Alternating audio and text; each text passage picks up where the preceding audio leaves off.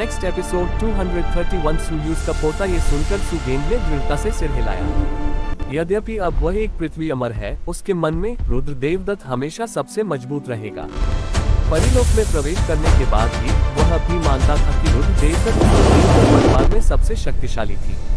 लेकिन सुगेंग बहुत उत्सुक था, पूर्वज किस अवस्था में थे। उसे पता भी नहीं चला कि उसके पूर्वज ने कब कोई चाल चली, इसलिए उसने सीधे झाओ यू और लियू हुआन को मार डाला। असल में वे अमरता के दायरे में नहीं आ सकते थे, कम से कम वे दोनों सच्चे अमर तो थे। यद्यपि शक्तिशाली अमर प्राणी उन्हें मार सकते हैं, लेकिन ये कभी भी इतना आसान नहीं होगा। लेकिन वे लोग पूर्वजों के सामने चींटियों की तरह थे।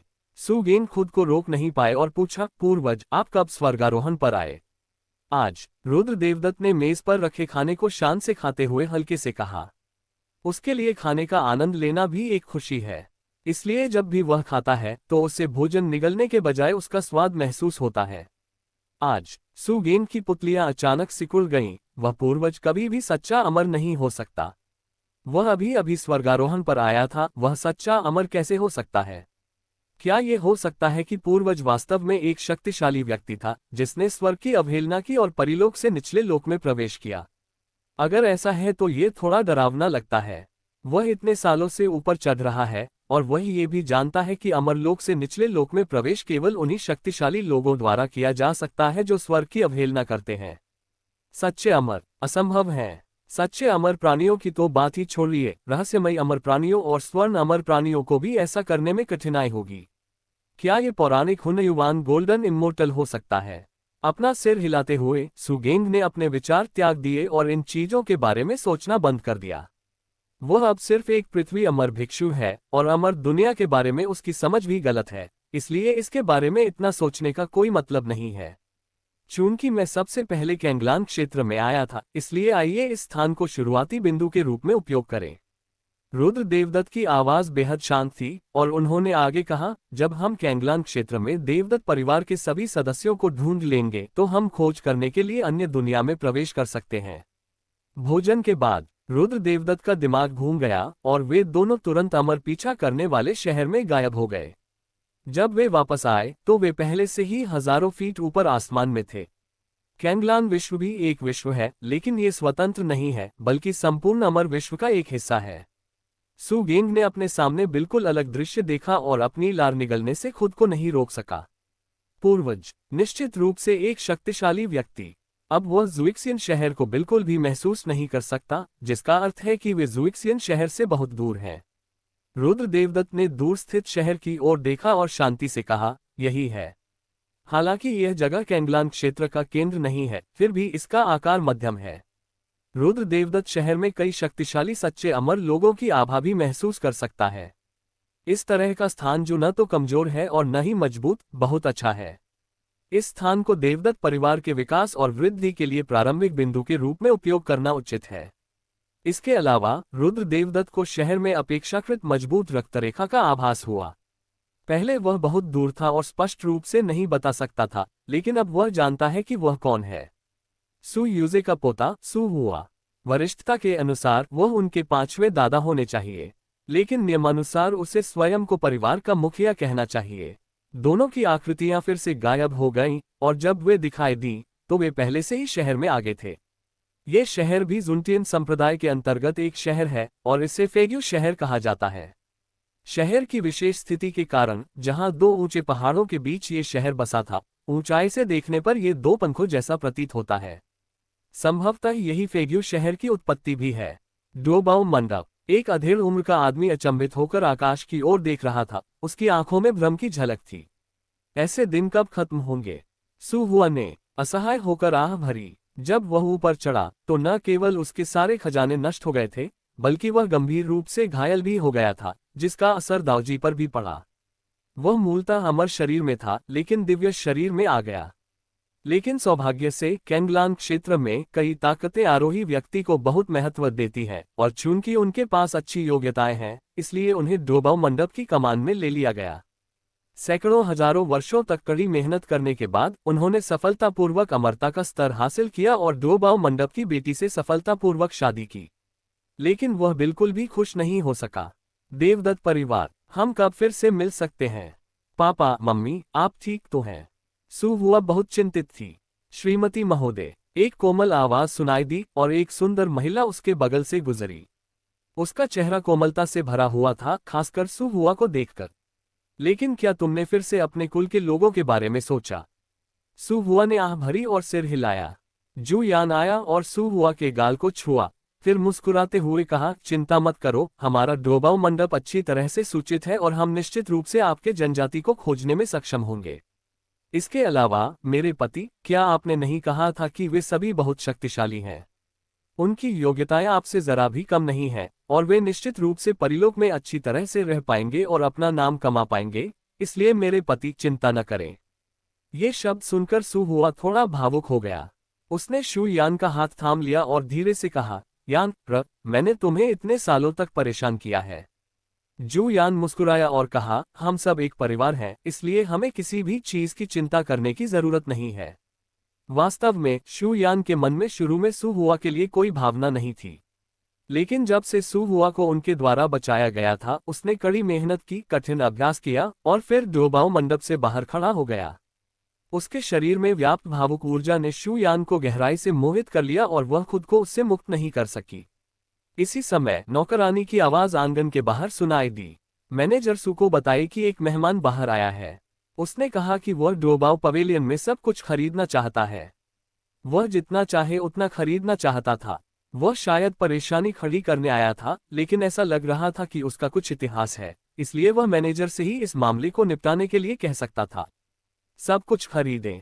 सु हुआ की आंखें सिकुड़ गईं और उसके चेहरे पर थोड़ी ठंडक दिखाई दी।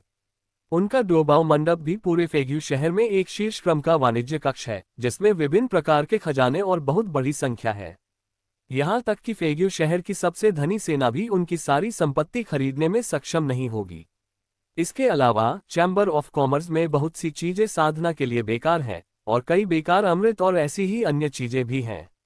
ये चीजें भी महंगी हैं, कौन इन्हें मुफ्त में खरीदेगा? सु हुआ खड़ा हुआ और गंभीरता से बोला, मुझे पता है। ये कहने के बाद उसने जू यान के मुंह पर हल्के से चुंबन लिया, फिर मुड़कर आंगन से बाहर चला गया। डोबाऊ मंडप में यहाँ आए मेहमान और अंदर इंतजार कर रही नौकरानी सभी ने अजीब भाव से रुद्र देवदत्त को देखा। सर, क्या आप वाकई हमारे साथ मजाक नहीं कर रहे हैं? नौकरानी के सवाल का सामना करते हुए रुद्र देवदत्त ने हल्के से पूछा, क्या ऐसा है कि आपके डोबाऊ मंडप में अब कुछ भी नहीं बिकता है? नहीं नहीं, बात बस इतनी है कि इन चीजों की मात्रा बहुत ज्यादा है, और इसमें शामिल परिक्रिस्टल शायद बहुत बड़ी रकम है। यद्यपि नौकरानी अपने दिल में बहुत तिरस्कारपूर्ण थी, लेकिन उसकी व्यावसायिक नैतिकता ने उसे इसके कोई संकेत दिखाने से रोक दिया, लेकिन वह केवल थोड़ी शर्मिंदा दिख रही थी। डोबाऊ पवेलियन में खरीदारी कर रहे अन्य ग्राहक इसे और सहन नहीं कर सके और उसका उपहास करने लगे। भाई, क्या तुम सचमुच मूर्ख हो या मूर्ख बनने का नाटक कर रहे हो? डोबाऊ मंडप की चीजें कोई मजाक नहीं है। क्या तुम्हें पता है कि उन सबको खरीदने में कितने परिक्रिस्टल लगेंगे? ये सही है, भले ही यह एक निम्न स्तरीय परिक्रिस्टल है, फिर भी मेरा अनुमान है कि इसका मूल्य 500 मिलियन परिक्रिस्टल के बराबर है ना? इस पूरे फेग्यू शहर में कौन सी शक्ति इतने सारे निम्न स्तर के परिक्रिस्टल उत्पन्न कर सकती है? नेक्स्ट एपिसोड, क्या रुद्र देवदत्त नश्वर दुनिया में सिर्फ एक चींटी है? हल्की सी व्यंग्यात्मक आवाजें सुनाई देती रहीं और वे रुद्र देवदत्त के कार्यों के प्रति बहुत घृणा महसूस कर रहे थे। चुटकुला, क्या डोबाऊ पवेलियन को खरीदना संभव है? डोबाऊ पवेलियन इतने सालों से फेग्यू शहर में कारोबार कर रहा है और उसने बहुत सारे संसाधन जमा कर लिए हैं। अगर आप दुकान की सारी चीजें खरीद भी लें तो भी आपको असाधारण माना जाता है। आपको वह सब भी खरीदना होगा जो अन्य लोगों के पास है। क्या ये बकवास नहीं है? तस्क तस्क तस्क। उसे इस तरह देखकर मुझे लगा कि वह कोई शक्तिशाली युवा स्वामी है, लेकिन मैं हक्का बक्का रह गया। किसी बड़ी शक्ति के युवा गुरु के लिए इस तरह का काम करना असंभव है। जुनटियन संप्रदाय का एक प्रत्यक्ष शिष्य पहले भी एक बार फेग्यू शहर आया था। उसने उसकी तरह चीजें नहीं खरीदी, वह बस सब कुछ ले गया। अमर क्रिस्टल कौन लाएगा? हो, ये सही है, वह अभी भी जुनटियन संप्रदाय के शिष्यों की तुलना में अधिक भयानक अस्तित्व नहीं हो सकता है ना? ये कैसे संभव है? मैंने सुना है कि प्रत्यक्ष शिष्य एक सच्चा अमर है। ये व्यक्ति बिल्कुल भी सच्चा अमर नहीं दिखता। उसका आभामंडल बहुत कमजोर है। मुझे लगता है कि वह नश्वर लोक में बस एक बेकार चीज है। पब फ्यूचर विज्ञापन उपहासपूर्ण मजाक की आवाज जारी रही। मनुष्य सामाजिक प्राणी है और उनमें खरबूजे खाने के प्रति गहरी जिज्ञासा होती है। इसलिए रुद्र देवदत्त की हरकतें देखने के बाद मुझे चुपचाप शो देखने और कुछ टिप्पणियां करने का मौका मिल गया। अन्य स्थानों पर लोमड़ी के लिए बाघ होने का नाटक करना पर्याप्त है, लेकिन ये डोबाऊ मंडप है। हालांकि अगर वह इस तरह से उपद्रव करता है तो उसे मारा नहीं जाएगा, लेकिन उसे शायद पीटा जाएगा। हाँ, मैं वास्तव में उसे बाद में घुटनों के बल बैठकर दया की भीख मांगते हुए देखने के लिए उत्सुक हूँ। ये सही है, अभी यह कितना बड़ा है, बाद में ये कितना छोटा हो जाएगा। इस समय एक नौकरानी डोबाऊ मंडप से बाहर चली गई। उसके पीछे एक मध्यम आयु वर्ग का व्यक्ति था जिसके पास अत्यंत शक्तिशाली आभा थी, स्वर्गीय पूर्णता। जैसे ही उन्होंने सू हुआ को बाहर आते देखा, किसी ने तुरंत उपहास किया। मैनेजर, सू हुआ बाहर आ गए हैं, ये बच्चा मुसीबत में पड़ने वाला है। अंदाजा लगाए कि जब उसे बाद में बाहर फेंका जाएगा तो उसका मुंह जमीन की ओर होगा या उसकी पीठ जमीन की ओर होगी। डोबाऊ मंडप में हर कोई उत्सुकता से रुद्र देवदत्त की ओर देख रहा था और उत्सुकता से यह जानने की कोशिश कर रहा था कि आगे क्या होने वाला है। लेकिन किसने उम्मीद की होगी कि जब सू हुआ ने रुद्र देवदत्त को देखा तो वह अचानक दंग रह गया। हॉल में कोई भी बोलता नहीं रहा और जब सू हुआ ने हिलना बंद कर दिया तो वहां लगभग पूरी तरह से शांति छा गई और आप एक पिन गिरने की आवाज सुन सकते थे। यहां तक कि सांस लेने की आवाज भी सुनी जा सकती है। सब लोग उलझन में सू हुआ की तरफ देखने लगे। क्या बात थी? तुमने कोई कार्रवाई क्यों नहीं की? इसके तुरंत बाद सू हुआ का पूरा शरीर कांप उठा, उसकी आंखें चौड़ी हो गईं और उसका चेहरा अविश्वास से भर गया। मालिक, सू हुआ का शरीर अकड़ गया था और यह विश्वास करना कठिन था कि उसके सामने वाला व्यक्ति वास्तव में रुद्र देवदत्त था। देवदत्त परिवार का मुखिया। वह देवदत्त परिवार का प्रत्यक्ष वंशज है और रुद्र देवदत्त की पीढ़ी के करीब है, इसलिए उसे पहले भी अक्सर जुआतन क्षेत्र में देखा जा सकता था। लेकिन चूंकि उसने कई वर्षों से रुद्र देवदत्त को नहीं देखा था और अब वह अचानक परी दुनिया में उससे मिला, वह अभी भी कुछ समय के लिए प्रतिक्रिया करने में असमर्थ था। यह कोई सपना नहीं हो सकता है ना? लेकिन यह बहुत समान है। सामने वाले व्यक्ति का आचरण और स्वभाव बिल्कुल परिवार के मुखिया जैसा ही था। यहां तक कहा जा सकता है कि वह भी उसी सांचे में ढला हुआ था। क्यों, आप मुझे इतने सालों से नहीं जानते? रुद्र देवदत्त ने मुस्कुराते हुए कहा। धमाका। सू हुआ के सिर में एक विस्फोट हुआ और वह स्तब्ध रह गया। वह सचमुच परिवार का मुखिया है। इस समय उसकी भावनाएं अत्यंत जटिल थीं, लगभग वैसी ही जैसी उस समय सुगेन की थी, और उसके चेहरे पर आश्चर्य की झलक दिखाई दी। ज्वांटियन क्षेत्र में उस जमाने में रुद्र देवदत्त उनके देवदत्त परिवार की रीढ़ थे। जब तक वो आसपास थे, पूरा देवदत्त परिवार सुरक्षित महसूस करता था, क्योंकि वे जानते हैं कि चाहे कुछ भी हो जाए, जब तक रुद्र देवदत्त यहाँ है, इसे हल किया जा सकता है। लेकिन परिलोक में प्रवेश करने के बाद सुरक्षा की यह भावना खत्म हो जाती है। अब जब उसने रुद्र देवदत्त को फिर से देखा तो उसे ऐसा लगा जैसे उसे सहारा मिल गया हो। टकराना। सू हुआ सीधे रुद्र देवदत्त की ओर झुकी, फिर सम्मानपूर्वक सलाम किया। मास्टर, आपने अंततः परी दुनिया में प्रवेश कर लिया है। घर का मुखिया। सू हुआ का रूप देखकर वहां उपस्थित सभी लोग दंग रह गए। उनके चेहरों पर अविश्वास था। ये सही नहीं है। क्या स्क्रिप्ट इस तरह नहीं होनी चाहिए? सू हुआ ने घुटने टेककर दूसरे पक्ष के मुखिया को क्यों बुलाया? क्या उसे जाकर उसे पीटना नहीं चाहिए था और फिर डोबाऊ मंडप से बाहर नहीं फेंक देना चाहिए था? सू हुआ भी फेग्यू शहर में एक छोटी हस्ती है और हर कोई उसके बारे में जानता है। क्या सू हुआ एक उन्नत व्यक्ति नहीं है? और तो और ऊपर चढ़ने के बाद वो डोबाऊ मंडप में दाखिल हुआ। परिवार का मुखिया कहां से आया? क्या ये परिवार का मुखिया हो सकता है जो निचले लोग से ऊपर चढ़ा हो? ये स्थिति बहुत संभव लगती है। रुद्र देवदत्त की आभा बहुत कमजोर है और वह शायद सिर्फ एक लाल धूल वाली परी है जो किसी ऐसे व्यक्ति के रूप रंग से बहुत मेल खाती है जो अभी अभी स्वर्गारोहण किया है। ठीक है, विनम्र होने की कोई जरूरत नहीं है, चलो कोई जगह ढूंढते हैं जहां हम बात कर सकें। रुद्र देवदत्त के बोलने के बाद सू हुआ ने तुरंत प्रतिक्रिया दी। वह खड़ा हुआ और रुद्र देवदत्त को डोबाऊ मंडप के पिछवाड़े की ओर ले गया, जहां केवल भ्रमित लोग ही बचे थे। याद, पिछले कुछ वर्षों में सू हुआ के साथ जो कुछ हुआ, उसके बारे में जानने के बाद रुद्र देवदत्त अपनी हंसी रोक नहीं सकी। ऐसा लगता है कि ये वर्ष काफी अच्छे रहे हैं। सू हुआ असहाय भाव से मुस्कुराए। ये सब डोबाऊ पवेलियन द्वारा किया जाता है। उधर शुयान की आंखें गंभीरता से भरी थीं। वर्षों से उसने सु हुआ को परिवार के इस रहस्यमय और शक्तिशाली मुखिया के बारे में एक से ज्यादा बार बात करते सुना था। इसलिए वह रुद्र देवदत्त की पृष्ठभूमि के बारे में भी बहुत उत्सुक थी। लेकिन काफी देर तक देखने के बाद भी वह इसका कारण नहीं समझ सकी। उसने तो ये भी सोचा कि रुद्र देवदत्त बहुत कमजोर है, क्योंकि अभी हुई चर्चा से उसे पता चल गया था कि रुद्र देवदत्त अभी अभी ऊपर चढ़ी है। जैसा कि हम सभी जानते हैं, निचले लोक में सबसे शक्तिशाली साधक महान सम्राट लोक है। इस स्तर के साधक ऊपरी लोक की चींटियों से भिन्न नहीं है। और रुद्र देवदत्त अभी अभी ऊपर चढ़ा था, वह कितना शक्तिशाली हो सकता था। लेकिन उसने ऐसा कोई संदेह नहीं जताया, क्योंकि शु यान जानता था कि सु हुआ कोई नासमझ इंसान नहीं है। उसने कहा कि रुद्र देवदत्त मजबूत है और स्वाभाविक रूप से उसके पास अपने तर्क होंगे। सु हुआ के साथ कुछ शब्द बातचीत करने के बाद रुद्र देवदत्त ने अपना हाथ उठाया और उसे लहराया, और भयानक जीवन शक्ति तुरंत सु हुआ के शरीर में भर गई। एक क्षण में उसके शरीर से एक भयानक लहर निकली। टकराना। आह! जू यान की पुतलियां अचानक सिकुड़ गईं। सु हुआ का अमर शरीर ठीक हो गया। देवदत्त परिवार के लोग जो रुद्र देवदत्त की पीढ़ी के करीब थे, बहुत वफादार और धर्मी थे, और सु हुआ ने जू यान को अपना माना, इसलिए उसने उसे बताया कि वह मूल रूप से एक अमर शरीर था। जू यान हाल के वर्षों में गुप्त रूप से खजाने इकट्ठा कर रहा है, ताकि सु हुआ को उसका अमर शरीर वापस पाने में मदद कर सके। तो जू यान अच्छी तरह जानता था कि सु हुआ की चोटें कितनी गंभीर हैं। अगर उसे अपने अमर शरीर को पूरी तरह से ठीक करना था, तो उसे भारी मात्रा में संसाधनों की जरूरत होगी। यहां तक कि 100 डोबाऊ मंडप भी उन्हें इकट्ठा करने में सक्षम नहीं हो सकते, क्योंकि अमर शरीर इतना शक्तिशाली है। यह अमर दुनिया में भी अत्यंत दुर्लभ है। संपूर्ण जुनतियन संप्रदाय में केवल एक ही अमर शरीर है। लेकिन अब रुद्र देवदत्त ने अपना हाथ उठाया और सीधे सु हुआ के अमर शरीर को बहाल कर दिया। हे भगवान! जू यान जानता था कि रुद्र देवदत्त निश्चित रूप से एक अत्यंत शक्तिशाली अमर साधक था। अत्यंत शक्तिशाली। वह इस तरह अपना भाग्य बदल सकता है और दुनिया को उलट सकता है।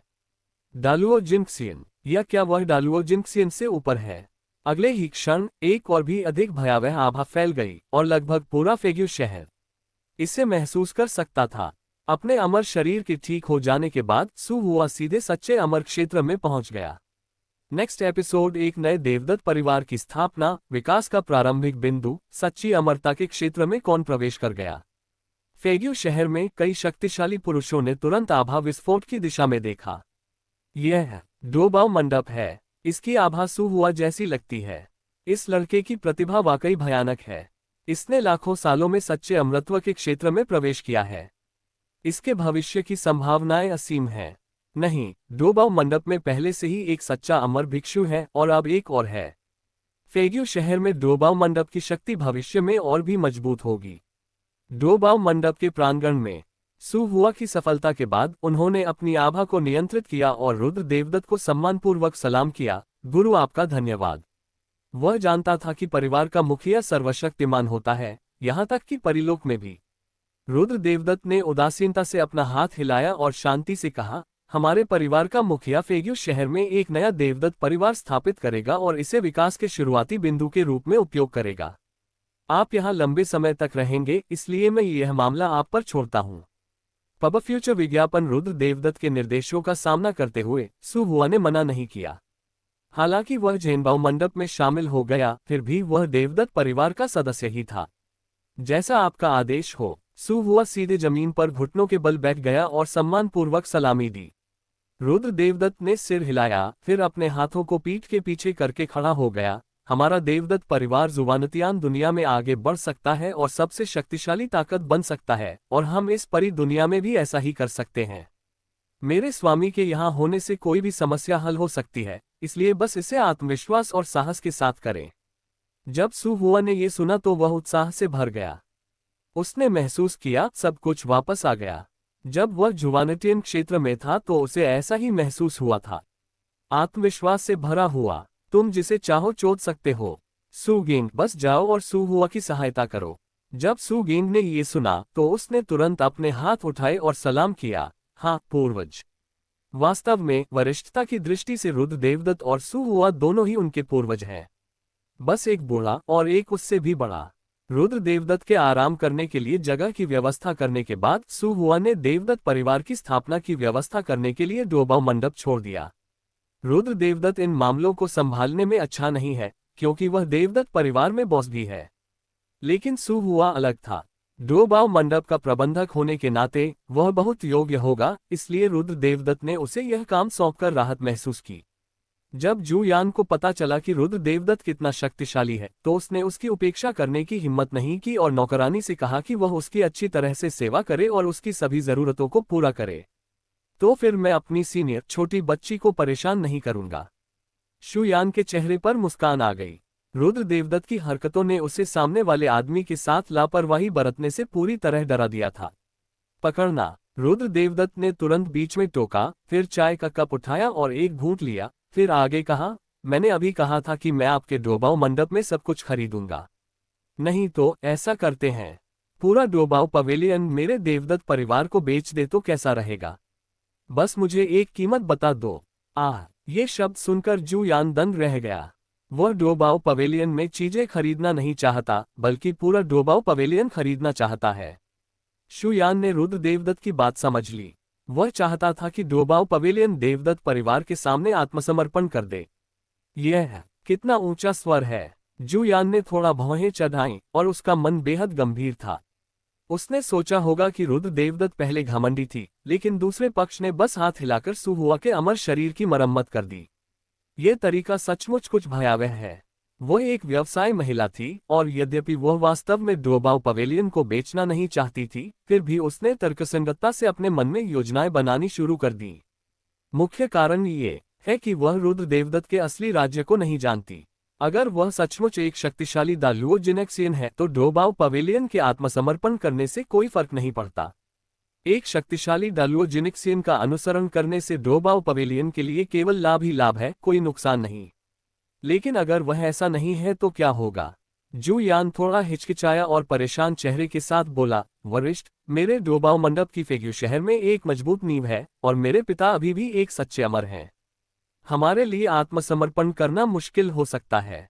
उन्होंने यह बात बहुत ज्यादा नहीं कही, लेकिन उन्होंने मामले की कठिनाई को भी स्पष्ट रूप से व्यक्त किया। डोबाव मंडप वास्तव में बुरा नहीं है। यदि आप फेग्यू शहर में समृद्ध हैं, तो आपको नए स्थापित देवदत्त परिवार के सामने आत्मसमर्पण करने की कोई आवश्यकता नहीं है। रुद्र देवदत्त ने हंसते हुए कहा, बस एक प्रस्ताव रखो, तुम्हें जो भी चाहिए मांग सकते हो।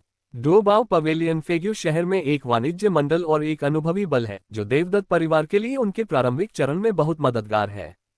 ये देखकर कि रुद्र देवदत्त अभी भी जिद कर रही थी, जू यान असहाय होकर केवल इतना कह सका, मेरी बेटी इस मामले पर निर्णय नहीं ले सकती। मैं पहले अपने पिता को इस मामले की सूचना दूंगा और फिर वे निर्णय लेंगे। रुद्र देवदत्त ने संघर्ष जारी नहीं रखा। उसने चाय का एक घूंट लिया और फिर शांति से कहा, हर कोई मेरे देवदत्त परिवार का अनुसरण नहीं कर सकता। डोबाव पवेलियन सिर्फ सु हुआ की वजह से है, इसलिए मैं आपको एक मौका दूंगा। इसके बारे में स्वयं सोचें। ये शब्द सुनकर जू यान चौंक गया। प्रांगण से बाहर निकलने के बाद उसने तुरंत डोबाव मंडप के मालिक अपने पिता को मामले के बारे में सूचित किया और दांव के बारे में बताया। इसके अलावा उन्होंने रुद्र देवदत्त और सु हुआ के बीच संबंधों के बारे में भी बात की, साथ ही रुद्र देवदत्त के बारे में सामान्य जानकारी भी दी। जल्द ही जू जेन डोबाव मंडप की ओर दौड़ा और गंभीर भाव से जू यान की ओर चला। यान, क्या तुम्हें लगता है कि यह व्यक्ति सचमुच इतना ताकतवर है? जू यान ने गंभीरता से सिर हिलाया। मुझे लगता है कि वे सभी कम से कम शक्तिशाली डालुओ जिनेक्सियन हैं। भले ही आप नहीं चाहते हो, आपको दूसरे पक्ष को नाराज नहीं करना चाहिए। जू जेन ने थोड़ा सा भौहें चढ़ाईं, उसकी अभिव्यक्ति भ्रम से भरी हुई थी। क्या आपको यकीन है? जू यान ने उसे सब कुछ नहीं बताया, जिसमें यह तथ्य भी शामिल था कि सु हुआ अमर था। उसने उसे केवल रुद्र देवदत्त की ताकत के बारे में बताया और बताया कि वह सु हुआ कबीले का एक शक्तिशाली मुखिया था। जू यान ने सिर हिलाते हुए कहा, कम से कम 70% निश्चित। ये सुनकर जू जेन को जरा भी संकोच नहीं हुआ और वह तुरंत पिछवाड़े की ओर चल पड़ा। 70% निश्चित, ये पहले से ही बहुत अधिक था और उसके लिए रुद्र देवदत्त से मिलना सार्थक था। मैं, जू जेन ने सुना है कि यान एर ने कहा था कि आप हमारा पूरा डोबाव पवेलियन खरीदना चाहते हैं, इसलिए मैं आपसे मिलने यहाँ आया हूँ, सर। आंगन के बाहर जू जेन जोर से बोला। अंदर आए। रुद्र देवदत्त आंगन में चाय बना रही थी और चाय की खुशबू बह रही थी, ताज़ा। जू झेन के अंदर आने के बाद उसने झुककर फिर से मुस्कुराते हुए कहा, आपसे मुलाकात हुई सर। वह अपनी आंखों से रुद्र देवदत्त को देखता रहा। उसकी आभा बहुत क्षीण थी और अनुमान लगाया जा रहा था कि वह केवल लाल धूल अमर के स्तर का ही था, लेकिन वह अपनी सच्ची साधना को देख नहीं पा रहा था। यदि वह अपनी साधना को नहीं देख पा रहा था तो इसका मतलब केवल ये हो सकता था कि रुद्र देवदत्त ने अपने आप को छिपाने के लिए कोई शक्तिशाली जादुई हथियार पहन रखा था, या ये कि उसकी साधना से कहीं अधिक शक्तिशाली थी। वास्तव में उसके पास कुछ पृष्ठभूमि थी। जू झेन का दिल कांप उठा। व्यापार में उसके वर्षों के अनुभव ने उसे सिखाया था कि उसे किसी को कम नहीं आंकना चाहिए। अगर सामने वाले के बड़े होने की 1% भी संभावना हो तो भी उसे सावधान रहना होगा। ये वास्तव में उनकी सावधानी का ही परिणाम था कि डोबाओ पवेलियन एक छोटी सी दुकान से आज इस स्तर तक पहुंच गया। रुद्र देवदत्त ने हल्के से कहा, आप डोबाओ पवेलियन के मैनेजर हैं, है ना? मैं बकवास करने के लिए बहुत आलसी हूं। बस मुझे कीमत बता दीजिए। बेशक मैं तुम्हें मजबूर नहीं करूंगा। अगर तुम नहीं चाहते तो भूल जाओ। वह वास्तव में डोबाओ मंडप को नीचा देखता था। इसकी मुख्य वजह यह थी कि यह बहुत साधारण था। इसके कई विकल्प थे, यहाँ तक कि फेग्यू शहर में भी डोबाओ मंडप जैसे कुछ वाणिज्य कक्ष थे। नेक्स्ट एपिसोड समर्पण सुहुआ की वजह से ही रुद्र देवदत्त उनकी मदद करना चाहता था। रुद्र देवदत्त का उदासीन स्वर सुनकर जू झेन का दिल कांप उठा। वर्षों के व्यापार के बाद वह दुनिया के तौर तरीकों में पारंगत हो गया था और लोगों के भाव पढ़ सकता था। ये सच है, यही उसके दिल की परिभाषा है। रुद्र देवदत्त के शब्द मजाक नहीं थे। जू झेन ने गहरी सांस ली और अपने दिल की अतिरिक्त भावनाओं को एक तरफ रख दिया। उसने रुद्र देवदत्त को प्रणाम किया और मुस्कुराया, मेरा कोई बेटा नहीं है, केवल शुयान एक प्यारी बेटी है और अब उसकी शादी सुहुआ से हो गई है। सुहुआ भी देवदत्त परिवार का सदस्य है। इस खून के रिश्ते को तोड़ा नहीं जा सकता। अगर मैं एक दिन चला गया तो ये खजाना मंडप सुहुआ का ही होगा। तो अगर तुम अपनी ताकत दिखा सको तो मैं खजाने के मंडप का नेतृत्व कर सकता हूं और देवदत्त परिवार में शामिल हो सकता हूं। उन्होंने ये शब्द बहुत ईमानदारी से कहे थे और ये उनके सच्चे विचार थे। सुहुआ का चरित्र और व्यक्तित्व अच्छा है और वह शुयान के साथ बहुत ईमानदारी से पेश आता है। उसने लंबे समय से उसे खजाना मंडप सौंपने की योजना बनाई थी। पब फ्यूचर विज्ञापन इसके अलावा सुहुआ अब सच्चे अमरों के दायरे से बाहर आ गया है। उसे सीधे पर्दे के पीछे जाने में ज्यादा समय नहीं लगेगा। चूंकि सुहुआ जल्द या बाद में डोबाओ पवेलियन को नियंत्रित करेगा, अगर वह त्यागपत्र देने से पहले डोबाओ पवेलियन के लिए उपयुक्त स्थान ढूंढ सकता है तो वह अधिक सहज महसूस कर सकता है। ताकत। रुद्र देवदत्त ने मुस्कुराते हुए शुजेन की तरफ देखा। अगर उसमें अपने जमाने जैसी ताकत होती तो वो सिर्फ दबाव से ही शुजेन को तुरंत मार सकता था। वह सचमुच बहादुर है। रुद्र देवदत्त की उपस्थिति को देखकर जू जेन ने सोचा कि उसने उसे नाराज कर दिया है, इसलिए उसने जल्दी से कहा, मेरे स्वामी, यह मामला वास्तव में थोड़ा अचानक है, बस दिखावा करे कि मैंने इसका उल्लेख नहीं किया। इस खतरनाक दुनिया में हर कोई गोपनीयता को बहुत महत्व देता है, इसलिए बिना किसी कारण के दूसरों की ताकत को गलत समझना आसान है। यह एक वर्जित बात है। इससे पहले कि वह बोलना समाप्त करता, एक भयानक दबाव ने उसे घेर लिया। क्या? जू जेन का मन सदमे में था और पूरा व्यक्ति एक अंतहीन रसातल में गिर गया। बुरी भूतों से घिरा हुआ उसे कसकर पकड़ लिया। मर जाऊंगा। जू जेन अंतहीन घबराहट से भर गया। उसके दिमाग में और कोई विचार नहीं था। उसके शरीर की हर कोशिका उसे वहां से निकल जाने के लिए उकसा रही थी। लेकिन रुद्र देवदत्त पर घुटन भरे अत्याचार के कारण वह हिलने डुलने में असमर्थ हो गया। भागना चाहते हैं लेकिन भागने की हिम्मत नहीं। इस समय वह पिछली उम्मीद भूल गया था कि रुद्र देवदत्त अपनी ताकत दिखाएगा। उसे लगा कि रुद्र देवदत्त सचमुच उसे मार डालेगा। जू झेन चीखना चाहता था लेकिन उसकी हिम्मत नहीं हुई। वह कांप उठा और लाल आंखों से रुद्र देवदत्त के सामने घुटनों के बल बैठ गया। समर्पण, यह उनका सहज विचार था। रुद्र देवदत्त की सांसों से उसका दम घुटने लगा था और उसे ये भी लग रहा था कि वह किसी भी समय मारा जा सकता है। इसलिए जू जेन के मन में केवल आत्मसमर्पण करने का निर्णय था, जिससे उसकी जान बच सकती थी। क्या? जू यान ने देखा कि जू जेन जमीन पर घुटनों के बल बैठी कांप रही थी। उसका चेहरा डर से भरा हुआ था। उसे सांस लेने का कोई एहसास नहीं हो रहा था, लेकिन जू जेन की अभिव्यक्ति स्पष्ट रूप से अलग थी। क्या हुआ? इस क्षण वह भयावह आभा गायब हो गई। रुद्र देवदत्त हमेशा शांत रहता था, मानो हर चीज का उससे कोई लेना देना ही न हो। जू जेन की आंखें चौड़ी हो गईं और उसका चेहरा अभी भी भय से भरा हुआ था। आभा के गायब हो जाने के बाद जू जेन तेजी से हौंफते हुए रसातल से बाहर निकलता हुआ प्रतीत हुआ और उसके माथे से ठंडा पसीना बहता रहा। उसका चेहरा पीला पड़ गया था और पूरा व्यक्ति थका हुआ लग रहा था। उसके दिल में एक आपदा से बचने की भावना थी। यह इतना भयानक कैसे हो सकता है? जब उसने फिर से रुद्र देवदत्त की ओर देखा तो उसकी आंखें भय से भरी हुई थीं। बस एक सांस पर निर्भर उसे मौत का घुटन सा महसूस हो रहा था।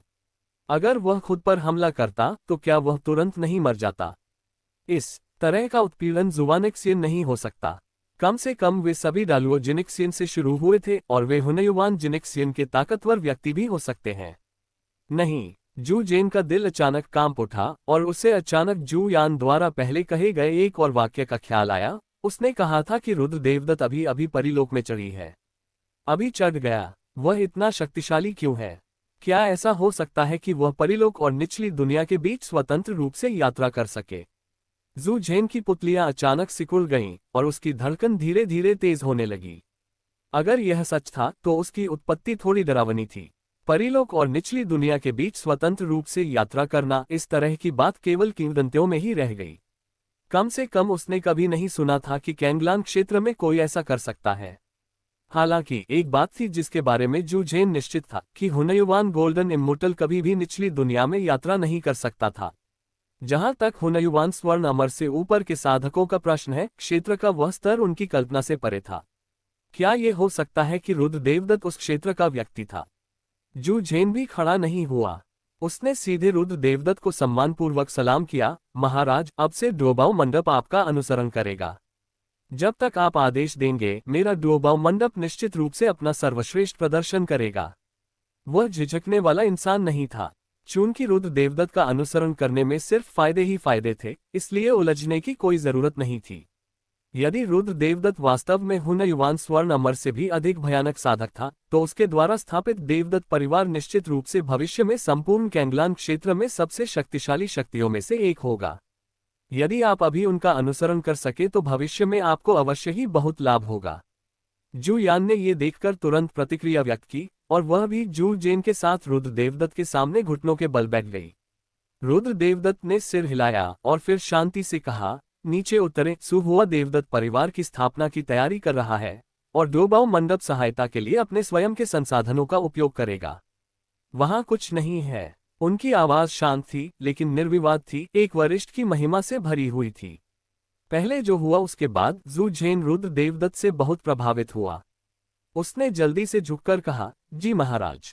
याद छोड़ने के बाद जू झेन आगे की कार्यवाही की व्यवस्था करने गया। चूंकि उसने रुद्र देवदत्त और देवदत्त परिवार का पीछा करने का फैसला किया था, इसलिए वह सिर्फ बातें ही नहीं करेगा बल्कि व्यावहारिक कदम भी उठाएगा। वह एक व्यवसायी है। हालांकि वह ज्यादातर मामलों में सतर्क और स्थिर रहते हैं, लेकिन बड़े फैसले लेते समय वह बहुत ही कट्टरपंथी होते हैं। उदाहरण के लिए, इस बार अगर जू जेन रुद्र देवदत्त का अनुसरण करने का निर्णय लेता है तो वह हर कीमत पर देवदत्त परिवार का समर्थन करेगा और उसे तेजी से विकसित होने देगा। भले ही वह खुद को पूरी तरह से निचोड़ ले, लेकिन देवदत्त परिवार को सफल बनाने के लिए ये सब करना उचित है, क्योंकि सुहुआ का चरित्र विश्वसनीय है। भले ही रुद्र देवदत्त भविष्य में उन्हें भूल जाए, सुहुआ निश्चित रूप से उन्हें नहीं भूलेगा। हालांकि डोबाऊ मंडप अभी फेग्यू शहर में बहुत आरामदायक है, लेकिन भविष्य में भी ऐसा ही रहेगा। फेग्यू शहर छोड़ना बेहद मुश्किल है, लेकिन अगर वह देवदत्त परिवार का अनुसरण करता है तो उसके भविष्य की संभावनाएं बहुत व्यापक हो जाएंगी। इसके अलावा मूल प्रक्षेपवक्र के अनुसार वह डोबाऊ मंडप सुहुआ को सौंप देगा और सुहुआ देवदत्त परिवार का प्रत्यक्ष वंशज है। क्या ये डोबाऊ मंडप को सीधे देवदत्त परिवार को देने के समान नहीं है? अब वह सहमत हो गया है और अब ड्रैगन का अनुसरण करने का भाव है। जब तक देवदत्त परिवार भविष्य में आगे बढ़ेगा, उनके डोबाऊ मंडप का दर्जा ऊंचा रहेगा और यहां तक कि वे कोर परत में भी प्रवेश कर सकेंगे। छोटे जोखिम बड़े अवसर, ये हिचकिचाहट शुद्ध मूर्खता है। हालांकि जू जेन बूढ़ा हो गया है, फिर भी वह और मजबूत बनना चाहता है। अब जब अवसर उसके सामने है तो स्वाभाविक रूप से उसे पकड़ना ही होगा। हुनयुवान जेनिक्सियन के ऊपर एक साधक का अनुसरण करने में सक्षम होना एक ऐसा अवसर नहीं है जो हर किसी को मिल सके। नेक्स्ट एपिसोड 3 प्रमुख वाणिज्य मंडल जू झेन ने इस बात का प्रचार नहीं किया कि डोबाऊ पवेलियन ने देवदत्त परिवार के सामने आत्मसमर्पण कर दिया है। वह खुद ऐसा नहीं करेगा। जू जेन की राय में देवदत्त परिवार के सामने आत्मसमर्पण करने के बाद सबसे अच्छा तरीका मूर्ख बनना है, किसी भी चीज पर निर्णय नहीं लेना है और किसी भी निर्णय के लिए रुद्र देवदत्त से पूछना है। यद्यपि इससे अंक बहुत कम हो जाएंगे, लेकिन कम से कम ये सुनिश्चित किया जा सकेगा कि कोई गलती नहीं होगी। उदाहरण के लिए वह इस तथ्य का प्रचार करना चुन सकता है कि उसने देवदत्त परिवार के सामने आत्मसमर्पण कर दिया है। ये देवदत्त परिवार के विकास के लिए फायदेमंद होगा। उनके द्योबाव मंडप के समर्थन से ये शुरुआती चरण में बहुत सारी परेशानियों से बचा सकता है, लेकिन इसकी कोई जरूरत नहीं है, क्योंकि रुद्र देवदत्त ने आदेश नहीं दिया था। बहुत समय नहीं बीता था कि सू हुआ सच्चे अमर तक पहुंच गया। फेग्यू शहर के एक आलीशान आंगन में 3 लोगों ने उन्हें घेर लिया। उनकी आभा बहुत तेज थी और वे सभी सच्चे अमर थे। उनमें से 2 की आभा जू जेन से भी अधिक मजबूत थी और शेष एक जू जेन से ज्यादा अलग नहीं था। ये 3 लोग फेग्यू शहर के 3 शीर्ष वाणिज्य मंडलों के अध्यक्ष थे, अर्थात तेंडुन चैम्बर ऑफ कॉमर्स के झाओ ताई, हैशान चैम्बर ऑफ कॉमर्स के वुम्यू और कियानली चैम्बर ऑफ कॉमर्स के सुन के लियांग। झाओ ताई ने पहले चाय की चुस्की ली और फिर पहले बोला, तुम दोनों द्योबाव मंडप से निपटने की क्या योजना बना रहे हो? फेग्यू शहर में व्यापार वास्तव में बहुत समय पहले ही तय हो गया था, यानी उन तीनों ने मिलकर शहर के आधे हिस्से पर कब्जा कर लिया था और शेष आधे हिस्से को अन्य बड़े और छोटे वाणिज्य मंडलों द्वारा साझा किया गया था, और इतने सालों से यह कभी नहीं टूटा। अब द्योबाव मंडप ने एक बार फिर एक सच्चे अमर क्षेत्र साधक का निर्माण किया है, जिसकी शक्ति उनके बाद दूसरे स्थान पर है और यहां तक कि कियानली चैम्बर ऑफ कॉमर्स से भी ज्यादा भिन्न नहीं है। इससे उनकी स्थिति गंभीर रूप से खतरे में पड़ गई है। 3 प्रमुख वाणिज्य मंडलों में केवल एक ही सच्चा अमर साधक नहीं है, बल्कि 2 हैं, इसलिए वे पूरे फेग्यू शहर के आधे हिस्से को नियंत्रित कर सकते हैं। लेकिन अब जब एक और द्योबाव मंडप जुड़ गया है, तो स्थिति थोड़ी नाजुक हो गई है। वो म्यू ने भौहें चढ़ाईं और उन्होंने उदासीनता से कहा, फेग्यू शहर में केवल इतने ही शेर हैं। द्योबाव मंडप ने एक और सच्चा अमर बलवान जोड़ा है और यह अनिवार्य रूप से आगे अपनी शक्ति का विस्तार करेगा। तब तक हम तीनों प्रभावित हो जाएंगे। मेरा सुझाव है कि हम तीनों को द्योबाव पवेलियन से छुटकारा पाने के लिए सीधे तौर पर एकजुट होना चाहिए। ये सुनकर बाकी दोनों ने आंखें सिकोड़ लीं। द्योबाव मंडप को सीधे नष्ट करना वास्तव में एक अच्छा विचार है। मुख्य कारण यह है कि उन्हें लगता है कि द्योबाव पवेलियन द्वारा लाया गया खतरा बहुत बड़ा है। विशेषकर सू हुआ, वह इतने वर्षों से परिलोक में चढ़ रहा है और वह सच्चे अमर लोगों के दायरे में पहुंच गया है। वह एक दिव्य शरीर वाला प्रतीत होता है। इस प्रकार का शरीर अपेक्षाकृत दुर्लभ है। भले ही वह जुनटियन संप्रदाय में प्रवेश कर जाए, फिर भी वह एक प्रतिभाशाली व्यक्ति है। शायद उसे फिर से आगे बढ़ने में ज्यादा समय नहीं लगेगा। जब सू हुआ बड़ा हो जाएगा तो यह अजेय हो जाएगा। झाओ ताई ने मुस्कुराते हुए कहा, हालांकि यह मामला करना आसान नहीं हो सकता है। हालांकि द्योबाव मंडप में केवल 2 सच्चे अमर हैं, वह वास्तव में हम तीनों की सेना में शामिल होने का विरोध नहीं कर सकते, लेकिन फेग्यू शहर में कई लोग हैं जो नहीं चाहते कि द्योबाव मंडप नष्ट हो जाए।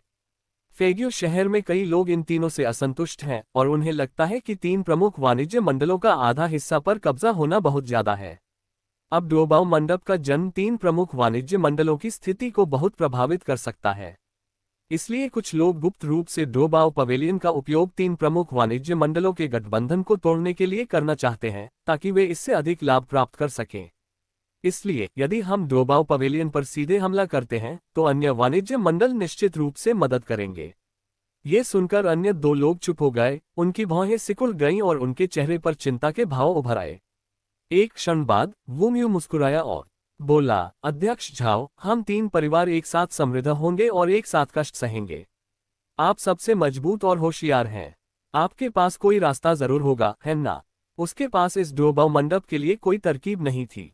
अगर वह इसे नष्ट करना चाहता तो फेग्यू शहर के दूसरे सच्चे अमरों के लिए कुछ कर पाना लगभग नामुमकिन होता। लेकिन अगर द्योबाव मंडप को नष्ट नहीं किया गया तो यह निश्चित रूप से भविष्य में 3 प्रमुख वाणिज्य मंडलों के हितों के लिए खतरा होगा। झाओ ताई हल्के से मुस्कुराए और उन्होंने शांति से कहा, वह जू जेन मध्य चरण में एक सच्चा अमर है। जहां तक सू हुआ का सवाल है, वह अभी सच्चे अमर तक पहुंचा है और मुझे लगता है कि वह अपने दायरे में पूरी तरह से ढल नहीं पाया है। यदि हम उनसे निपट भी नहीं सकते तो ये गठबंधन निरर्थक होगा। दोनों ने ये शब्द सुने और उनकी आंखों में संदेह की झलक थी। इसका अर्थ क्या है? वे सभी सू हुआ के राज्य को जानते थे।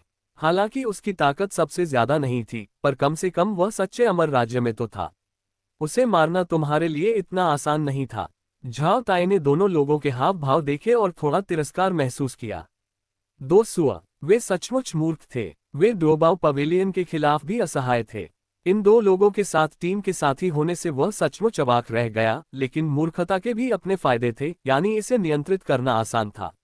झाओ ताई ने चायदानी उठाई, फिर चाय के कप में पानी भरा और फिर आगे कहा, इतने सालों से हम दुशी संप्रदाय को बहुत सी प्राकृतिक खजाने कम दामों पर बेचते आ रहे हैं। अब हम मुसीबत में हैं और उनसे मदद मांगना ज्यादा नहीं है। दुनशी संप्रदाय के महान बुजुर्ग ने मुझसे पहले कहा था कि यदि भविष्य में मेरे सामने ऐसी कोई समस्या आए जिसका समाधान न हो सके तो मैं मदद के लिए उनके पास जा सकता हूँ। दुनशी संप्रदाय के समर्थन से भले ही वे कार्रवाई न करें, हम डोबाओ मंडप को नष्ट कर देंगे और अन्य लोग हस्तक्षेप करने की हिम्मत नहीं करेंगे। इस तरह डोबाओ मंडप को आसानी से नष्ट किया जा सकता है। दुनशी संप्रदाय भी जुनटियन संप्रदाय के अंतर्गत एक जागीरदार शक्ति है। ये शक्तिशाली है और लगभग एक शीर्ष जागीरदार शक्ति है। इसके संप्रदाय में एक अर्धचरणीय जुवानेक्सियन बलवान और 6 सच्चे अमर लोग हैं। उनके लिए डोबाओ पवेलियन को नष्ट करना मुश्किल नहीं है। ये सुनकर वे दोनों भी खुश हो गए। आश्चर्यजनक, उन्होंने इस बारे में क्यों नहीं सोचा। हालांकि तीनों प्रमुख वाणिज्य मंडलों का दुनशी संप्रदाय के साथ सामान्य संबंध है, फिर भी वे स्वार्थों में उलझे हुए हैं। उनके बिना दुनशी संप्रदाय इतनी सारी चीजें बाजार मूल्य से कम दाम पर नहीं खरीद पाता। इसके अलावा उनके 3 प्रमुख वाणिज्य मंडल भी दुनशी संप्रदाय की आवश्यकताओं के अनुसार विशिष्ट वस्तुओं का भंडारण और संग्रह करेंगे। क्या डोबाओ पवेलियन ऐसा कर सकता है? यदि ऐसा हो भी सकता है तो डोबाओ पवेलियन उनके जितना अच्छा नहीं है और इसके नेटवर्क संसाधन वाणिज्य के 3 प्रमुख कक्षों जितने समृद्ध नहीं हैं। इसलिए यदि दुशी संप्रदाय पहले जैसा ही रहना चाहता है तो उसे डोबाओ मंडप को हल करने में उनकी मदद करनी चाहिए। इसमें हित जुड़े हुए हैं। क्या वे अब भी चिंतित हैं कि दुनशी संप्रदाय कोई कार्रवाई नहीं करेगा? इसके अलावा डोबाओ मंडप की ताकत भी ऐसी ही है। अगर वे फेग्यू शहर में अन्य ताकतों की कार्रवाई से नहीं डरते तो 3 प्रमुख वाणिज्य मंडल आसानी से डोबाओ मंडप को नष्ट कर सकते थे। उन्हें कार्रवाई करने के लिए दुनशी संप्रदाय की आवश्यकता क्यों है? जैसा कि राष्ट्रपति झाओ से उम्मीद की जा रही थी, वह वाकई एक मास्टरमाइंड है। चाकू उधार लेकर किसी की हत्या करने की यह चाल वाकई कमाल की है। ये सही है। राष्ट्रपति झाओ के नेतृत्व में हमारे तीनों वाणिज्य मंडल निश्चित रूप से बेहतर प्रदर्शन करेंगे। वू म्यू और अन्य लोगों ने उनके चेहरे पर चापलूसी भरी नजरें डालकर उनकी चापलूसी करनी शुरू कर दी। झाओ ताई ने उदासीनता से मुस्कुराया, फिर उन दोनों के लिए चाय डाली और अनौपचारिक बातचीत की आवाज जारी रही। 3 दिन पलक झपकते ही बीत गए। सु हुआ ने बहुत तेजी से काम किया और जल्द ही फेग्यू शहर के मुख्य क्षेत्र में पते के साथ देवदत्त परिवार की व्यवस्था की। सबसे अच्छा आंगन खरीदने के लिए यह अभी भी एक बड़ी कीमत थी, जो एक छोटे से महल की तरह लगभग 1000 लोगों को समायोजित कर सकता है। ये जानने के बाद कि जू जेन ने रुद्र देवदत्त के सामने आत्मसमर्पण कर दिया है, सु हुआ के चेहरे पर सामान्य भाव बने रहे। उनके विचार से इस तरह की बातें बहुत सामान्य हैं। जू जेन के लिए यह एक महान अवसर है। मालिक, ये हमारे देवदत्त परिवार का आंगन है। नेक्स्ट एपिसोड अमर क्षेत्र, नया देवदत्त परिवार स्थापित। रुद्र देवदत्त जब नए देवदत्त परिवार के परिसर में आया तो वह सिर हिलाए बिना नहीं रह सका। अच्छा, ऐसा कहने के बाद उसने एक अंतरिक्ष अंगूठी सीधे सु हुआ की ओर फेंकी। सु हुआ थोड़ा चौंका। अंतरिक्ष वलय लेने के बाद उसने उसे जांचा और उसके चेहरे पर अचानक उदासी छा गई। ये है शीर्ष परी क्रिस्टल, और हे भगवान, यह अभी भी 50 मिलियन है। हिस, सु हुआ ठंडी सांस लेने से खुद को रोक नहीं पाए। 50 लाख उच्च स्तरीय परी क्रिस्टल, पता है, यह इतनी बड़ी रकम है कि डोबाओ पवेलियन भी इसे वहन नहीं कर सकता।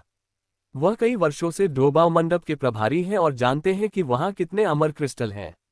यदि सभी को शीर्ष स्तरीय परी क्रिस्टल में परिवर्तित कर दिया जाए तो अधिकतम राशि 1.8 मिलियन होगी, लेकिन रुद्र देवदत्त आसानी से 50 मिलियन निकाल सकता है। मैं एक अच्छा लड़का बनूंगा। उसे अचानक ऐसा लगा जैसे वह किसी सम्मोहन में है, मानो वह जुवानतियान राज्य में लौट आया हो। उस समय रुद्र देवदत्त अपने हाथ की एक लहर से करोड़ों अरबों पवित्र क्रिस्टल बाहर फेंक देता था ताकि जूनियर्स को जेब खर्च के तौर पर दे सके। नहीं, यहाँ तो कुछ और ही बात है। सु हुआ ने अंतरिक्ष वलय की दूसरी दिशा की ओर देखा और देखा कि वहां अमर शक्ति से भरी कई वस्तुएं ढेर में पड़ी थीं, मानो उन्हें मलबे की तरह बेतरतीब ढंग से वहां फेंक दिया गया हो। उसकी आंखें अचानक सिकुड़ गईं। ये है। सु हुआ की नजर एक ज्वलंत लाल फल पर केंद्रित हो गई और उसने कांपती आवाज में कहा, अमर स्तर 5 स्वर्गीय अग्नि 10,000 दिलफल। अरे बाप रे। हालांकि उनके ट्रेजर पवेलियन में ऐसी कोई चीज नहीं है, लेकिन जो लोग व्यापार करते हैं उन्हें स्वाभाविक रूप से स्वर्ग, सामग्री और पृथ्वी के खजाने के बारे में बहुत कुछ जानना पड़ता है, इसलिए सु हुआ के पास काफी ज्ञान है। और इस स्वर्गीय अग्नि 10,000 दिलफल से जुवानिक्सियन और यहाँ तक कि डालुओजिनिक्सियन के क्षेत्र के लिए भी कई लाभ हैं। इसके अलावा चीजों के उस ढेर में आकाश अग्नि 10,000 हृदय फल के समान स्तर की कई वस्तुएं हैं, जो सभी दुर्लभ खजाने हैं जिनका उपयोग खेती के लिए किया जाता है। सु हुआ की धड़कनें तेज हो गईं और उसकी सांसें तेज हो गईं। इनमें से सिर्फ एक चीज ही पूरे डोबाओ मंडप को खरीदने के लिए काफी थी। नहीं, यहां तक कि उन्होंने फेग्यू शहर के सभी वाणिज्य मंडलों को भी सीधे खरीद लिया। स्वर्गीय अग्नि 10,000 दिलफल की तरह भले ही फेग्यू शहर बेच दिया जाए, ये स्वर्गीय अग्नि 10,000 दिलफल के मूल्य के लायक नहीं होगा। अंतर सचमुच बहुत बड़ा है। यदि जुनटियन संप्रदाय के शक्तिशाली लोगों को इसके बारे में पता चलता तो वे संभवतः इन चीजों को छीनने की पूरी कोशिश करते। ये वास्तव में जुआनटियन क्षेत्र में लौटने जैसा लगता है। बॉस, थाई पैंट बहुत हॉट है। रुद्र देवदत्त अपने हाथों को पीठ के पीछे करके आगे बढ़े और शांत स्वर में बोले, साधना का स्तर वास्तव में खराब है। आपको इन चीजों का अभ्यास करना चाहिए, जितनी जल्दी हो सके अपने साधना स्तर में सुधार करना चाहिए और उस बच्चे सुगेन को कुछ संसाधन देने चाहिए। यद्यपि सुगेन की योग्यताएं सु हुआ और अन्य लोगों की तरह अच्छी नहीं है, लेकिन उनका चरित्र अच्छा है और वे देवदत्त परिवार के मूल प्रत्यक्ष वंशजों से बहुत अलग नहीं हैं। ऐसे व्यक्ति को स्वाभाविक रूप से अच्छी तरह से विकसित किया जा सकता है। जब सु हुआ ने ये सुना तो वह तुरंत एक घुटने पर बैठ गया और सम्मानपूर्वक बोला, अपने आदेशों का पालन करें और आप निश्चित रूप से अपने स्वामी की उम्मीदों पर खरे उतरेंगे। सु हुआ के चले जाने के बाद रुद्र देवदत्त परिवार के परिसर के केंद्र में आया। सु हुआ ने जो आंगन खरीदा है वह बहुत बड़ा है। एक आंगन कई मध्यम आकार के आंगनों से घिरा हुआ है। मध्यम आकार का आंगन 4 छोटे आंगनों में बटा हुआ है। इन 4 छोटे आंगनों में से ज्यादातर आंगन के आकार के हैं। ये कहना कि इसमें हजारों लोगों के रहने की व्यवस्था है, वास्तव में थोड़ा कमतर आंकना होगा। यदि यह वास्तव में आबाद होता तो इसमें 50,000 लोगों को बिना किसी समस्या के ठूंस कर रहना संभव होता।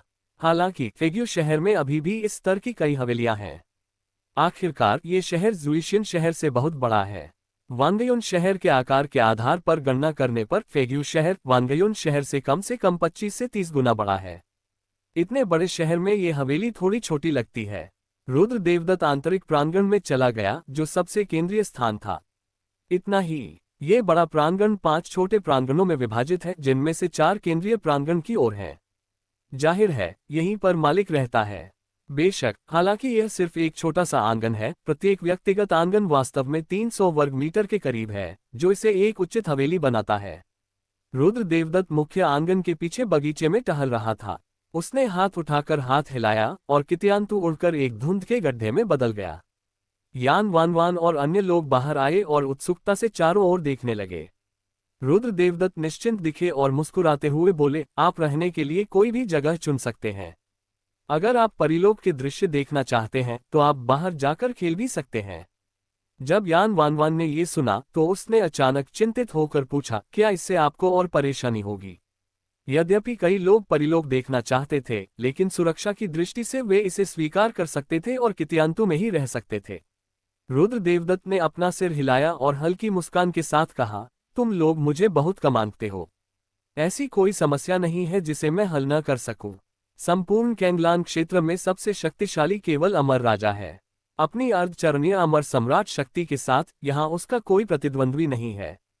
कैंगलान क्षेत्र की बात तो छोड़ ही दीजिए, शीर्ष 10 दुनियाओं में भी अर्धचरण अमर सम्राट अभी भी शीर्ष शक्ति है। इसके अलावा उसके पास होंगमेंग अमर शरीर है, इसलिए असली अमर सम्राट भी उसे हरा नहीं सकता। रुद्र देवदत्त ने कई लोगों से फिर कहा, चिंता मत करो, मेरी ताकत के साथ इस कैंगलान दुनिया में कोई भी मेरा प्रतिद्वंद्वी नहीं है। ये वाक्य सुनकर कुछ लोग निश्चिंत हो गए। हालांकि उन सभी को रुद्र देवदत्त पर भरोसा है, लेकिन उन्हें खुद पर भरोसा नहीं है। आखिरकार उनकी ताकत वही है। वे तीनों बहुत समझदार लोग हैं और उनमें से कोई भी रुद्र देवदत्त को परेशानी नहीं देना चाहता। और खूबसूरती तो एक आपदा है और परिलोक में भी उनकी खूबसूरती सर्वोच्च स्तर की है। अगर कोई उन पर मोहित हो जाए तो वे मुसीबत मोल ले रहे हैं। इस तरह की बात जुवानटियन क्षेत्र में अक्सर होती रहती है। लिन यीमेंग ने गहरी सांस ली और फिर रुद्र देवदत्त से कहना जारी रखा, सुश्री महोदय, मैं परी दुनिया में चेनमैन चैम्बर ऑफ कॉमर्स खोलना चाहता हूँ, क्या ये ठीक है? यान वानवान और निंग यान की तुलना में वह इतनी सपाट नहीं थी, और लिन यीमेंग के दिल में भी एक मेहनती दिल था। बहुत समय पहले लिन यीमेंग के मन में यह विचार आया था कि एक दिन वह पूरे अमर क्षेत्र में चेनमैन चैम्बर ऑफ कॉमर्स खोलेंगे और अमर क्षेत्र में सबसे बड़ा चैम्बर ऑफ कॉमर्स बनेंगे, ठीक वैसे ही जैसे ये ज्वांटियन क्षेत्र में था। रुद्र देवदत्त ने कोई समय बर्बाद नहीं किया और बस एक अंतरिक्ष वलय फेंक दिया जिसमें 10 अरब शीर्ष स्तरीय परिक्रिस्टल थे, साथ ही विभिन्न अन्य आमतौर पर इस्तेमाल की जाने वाली स्वर्गीय सामग्रियां और सांसारिक खजाने थे। यदि कोई चैम्बर ऑफ कॉमर्स शीघ्रता से काम शुरू करना चाहता है तो प्रारंभिक पूंजी बहुत महत्वपूर्ण है। इन संसाधनों और अमर क्रिस्टलों के साथ चैम्बर ऑफ कॉमर्स तेजी से आगे बढ़ने में सक्षम होगा। अंतरिक्ष वलय में मौजूद संसाधनों पर नजर डालने के बाद लिन यीमेंग भी राहत की सांस लिए बिना नहीं रह सकी। इतने सालों के संपर्क के बाद उसे लगा कि वह रुद्र देवदत्त को अच्छी तरह जानती है, लेकिन इस विशाल संसाधन को देखते हुए उसने पाया कि वह अब रुद्र देवदत्त को नहीं समझ सकती। वह जानती थी कि उसके पति के पास संसाधनों की कोई कमी नहीं है, लेकिन उसने यह नहीं सोचा था कि वह इतने सारे संसाधनों को बर्बाद कर देगा। उसके शांत भाव को देखकर कुछ लोगों को लगा कि वह कोई कूड़ा फेंक रहा है। लिन यीमेंग ने गहरी सांस ली और जल्दी से सदमे से उबर गई। वह दौड़कर रुद्र देवदत्त की बाहों में आ गई और उसे कसकर गले लगा लिया। मेरे पति, आप सबसे अच्छे हैं। ये कहने के बाद उसने फिर से रुद्र देवदत्त के चेहरे को चूमा। रुद्र देवदत्त अपनी हंसी रोक नहीं सकी और फिर उसने अपना सिर रगड़ा। इसके बाद उन्होंने निंग यान और अन्य लोगों को प्रशिक्षण संसाधन दिए। शक्ति ही हर चीज का आधार है। उनकी शक्ति अपेक्षाकृत कमजोर है, इसलिए सबसे जरूरी है उनकी साधना में सुधार करना। परिक्रिस्टल आध्यात्मिक पत्थरों से अलग होते हैं, खासकर उच्च श्रेणी के परिक्रिस्टल से। इनमें ताओवाद की शक्ति होती है और ये साधना के लिए बहुत उपयोगी होते हैं। नेक्स्ट एपिसोड ड्रोबाओ मंडप एक राक्षसी संप्रदाय है। हवेली की समस्या हल करने के बाद रुद्र देवदत्त ने अन्य कबीले के सदस्यों की तलाश शुरू कर दी। कैंगलान क्षेत्र में कई मजबूत खून वाले लोग हैं। उनमें से कुछ तो सुहुआ से भी अधिक शक्तिशाली हैं। रुद्र देवदत्त ने अनुमान लगाया कि ये देवदत्त परिवार की पहली पीढ़ी के बुजुर्गों में से एक होना चाहिए। उनकी रक्त जांच तकनीक केवल रक्त की ताकत और दिशा का पता लगा सकती है, लेकिन यह सटीक रूप से निर्धारित नहीं कर सकती कि यह किसका है। रुद्र देवदत्त खड़ा हुआ और जाने के लिए तैयार हो गया। इस समय कई भयानक आभाएं सुनाई दी, जिसने तुरंत पूरे फेग्यू शहर को विस्फोट कर दिया और अनगिनत लोगों ने आभा विस्फोट की दिशा में देखने के लिए अपना सिर घुमाया। यह एक शक्तिशाली सच्चा अमर है। लगता है ये तेंगयुन चैम्बर ऑफ कॉमर्स का अध्यक्ष झाओ है। इसमें क्या गड़बड़ है? क्या किसी में इसे उकसाने की हिम्मत है? बिल्कुल नहीं, ये बहुत अंधा है। क्या तुम मूर्ख हो? ये स्पष्ट रूप से केवल राष्ट्रपति झाओ का आभामंडल नहीं है। ऐसा लगता है कि उनके चारों ओर कई सच्चे अमर क्षेत्र हैं। मैं देख रहा हूं कि हैशान चैम्बर ऑफ कॉमर्स के वूम्यू और कियानली चैम्बर ऑफ कॉमर्स के सुन किलियांग उनमें से हैं। वे क्या करने जा रहे हैं? कुछ लोग हैरान दिखे तो कुछ गंभीर, लेकिन इन लोगों के बीच कुछ चैम्बर ऑफ कॉमर्स नेताओं का चेहरा उदास था और फिर वे ड्रोबाओ मंडप में चले गए। क्या वे इतनी जल्दी कार्रवाई करना चाहते हैं? ड्रोबाओ मंडप को नष्ट नहीं किया जाना चाहिए। तीनों प्रमुख वाणिज्य मंडल एकीकृत हैं। उन्होंने कई वर्षों से फेग्यू शहर के अधिकांश हिस्से पर कब्जा कर रखा है, जिससे अन्य वाणिज्य मंडलों का अस्तित्व सीमित हो गया है। अब ड्रोबाओ पवेलियन का उभरना उनके बीच एक नेता के बराबर है। ड्रोबाओ पवेलियन को इन बिखरे हुए वाणिज्य मंडलों का नेतृत्व करके 3 प्रमुख वाणिज्य मंडलों के खिलाफ लड़ना चाहिए और उनसे अधिक शेयर छीनने चाहिए। यदि ड्रोबाओ पवेलियन नष्ट हो गया तो मुझे नहीं पता कि यह अवसर कितने समय तक चलेगा। अगले चैम्बर ऑफ कॉमर्स को 2 सच्चे अमर लोगों को पैदा करने में कई वर्ष लगेंगे। कम से कम 10 लाख वर्षों के भीतर कोई भी सेना इसे तोड़ नहीं सकती। भेड़ियों के समूह में एक भेड़िया राजा अवश्य होता है। इन वाणिज्य मंडलों की ताकत एक समान है और कोई भी एक साथ खड़ा होकर बाजार हिस्सेदारी के लिए तीनों प्रमुख वाणिज्य मंडलों के साथ प्रतिस्पर्धा नहीं कर सकता। कोई भी हर किसी को आश्वस्त नहीं कर सकता और हर किसी को उसे पहचानने नहीं दे सकता। लेकिन ड्रोबाओ पवेलियन बिल्कुल सही है। योग्यता और ताकत दोनों ही पर्याप्त हैं। सांस टूटने के कुछ देर बाद ही दहाड़ने की आवाज सुनाई दी। जू झैन, तुम दुष्ट गद्दार, यहां से चले जाओ। कियानली चैम्बर ऑफ कॉमर्स की सुन किलियांग गुस्से से दहाड़े और ध्वनि तरंग चारों ओर फैल गई। कई लोगों ने अपने कान ढक लिए और दर्द से कराह उठे। परीलोक में अमर और राक्षसों के बीच भी अंतर होता है। ये राक्षस जुवानतियान क्षेत्र के राक्षसों के समान होते हैं। ये दुष्ट कौशल अपनाते हैं और छोटे रास्ते अपनाते हैं जो आम साधकों को पसंद नहीं आते। डोबाव मंडप के ऊपर 6 आकृतियां प्रकट हुई। उन पर आभामंडल अत्यंत शक्तिशाली था। ये सभी 6 लोग सच्चे अमर साधक थे। नेता झाओ ताए थे जो ठंडे चेहरे से नीचे देख रहे थे। जू झेन की आकृति अचानक डोबाव मंडप के ऊपर प्रकट हुई। उसने आंखें सिकोड़ ली और हाथ प्याले में भरकर कहा, सब लोग, आप लोग मेरे डोबाव मंडप में इस तरह की परेशानी खड़ी करने आते हैं और आप ये भी कहते हैं कि मैं राक्षस मार्ग का गद्दार हूं। ये बहुत अन्यायपूर्ण है। क्या ये कुछ ज्यादा ही बदमाशी नहीं है? उन्होंने आज की स्थिति की तो उम्मीद की थी, लेकिन उन्होंने यह नहीं सोचा था कि यह इतनी जल्दी हो जाएगा। जैसे जैसे डोबाव पवेलियन मजबूत होता जाएगा, तीनों प्रमुख वाणिज्य मंडल निश्चित रूप से खतरे को खत्म करने का रास्ता खोज लेंगे। जू झेन ने पहले ही कई अन्य वाणिज्य मंडलों से गुप्त रूप से संपर्क कर लिया था।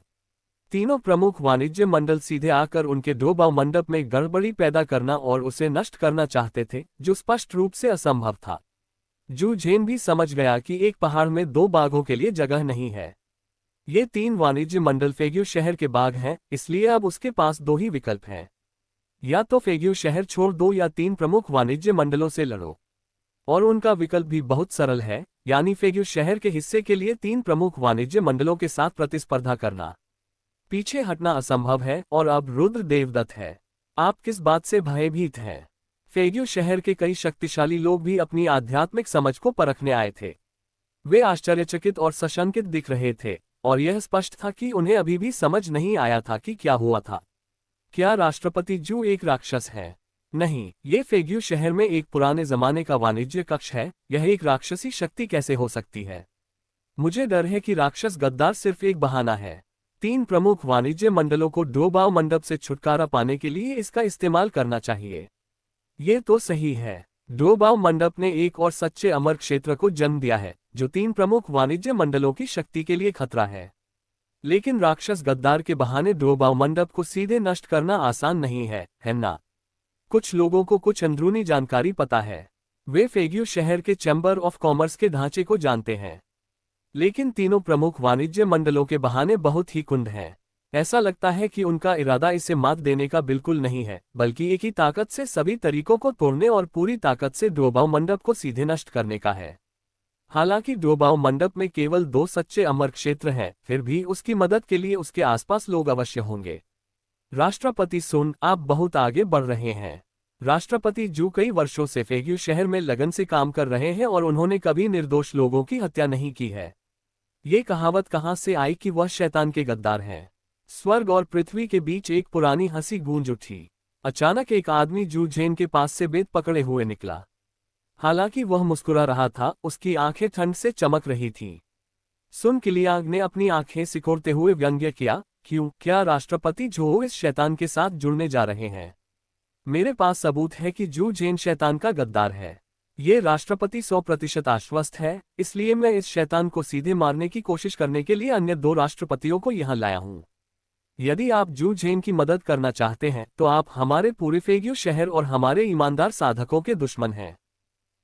शहर के कई लोगों ने जब सुन किलियांग का गंभीर वादा देखा तो उनके चेहरे पर शक की लकीरें उभर आईं। क्या ये सच है कि शू झेन सचमुच दुष्ट मार्ग का गद्दार था? आखिरकार बहुत कम लोग ही अंदरूनी कहानी जानते थे। ज्यादातर लोग सीमांत लोग थे जिन्हें इसमें शामिल हितों की जानकारी नहीं थी।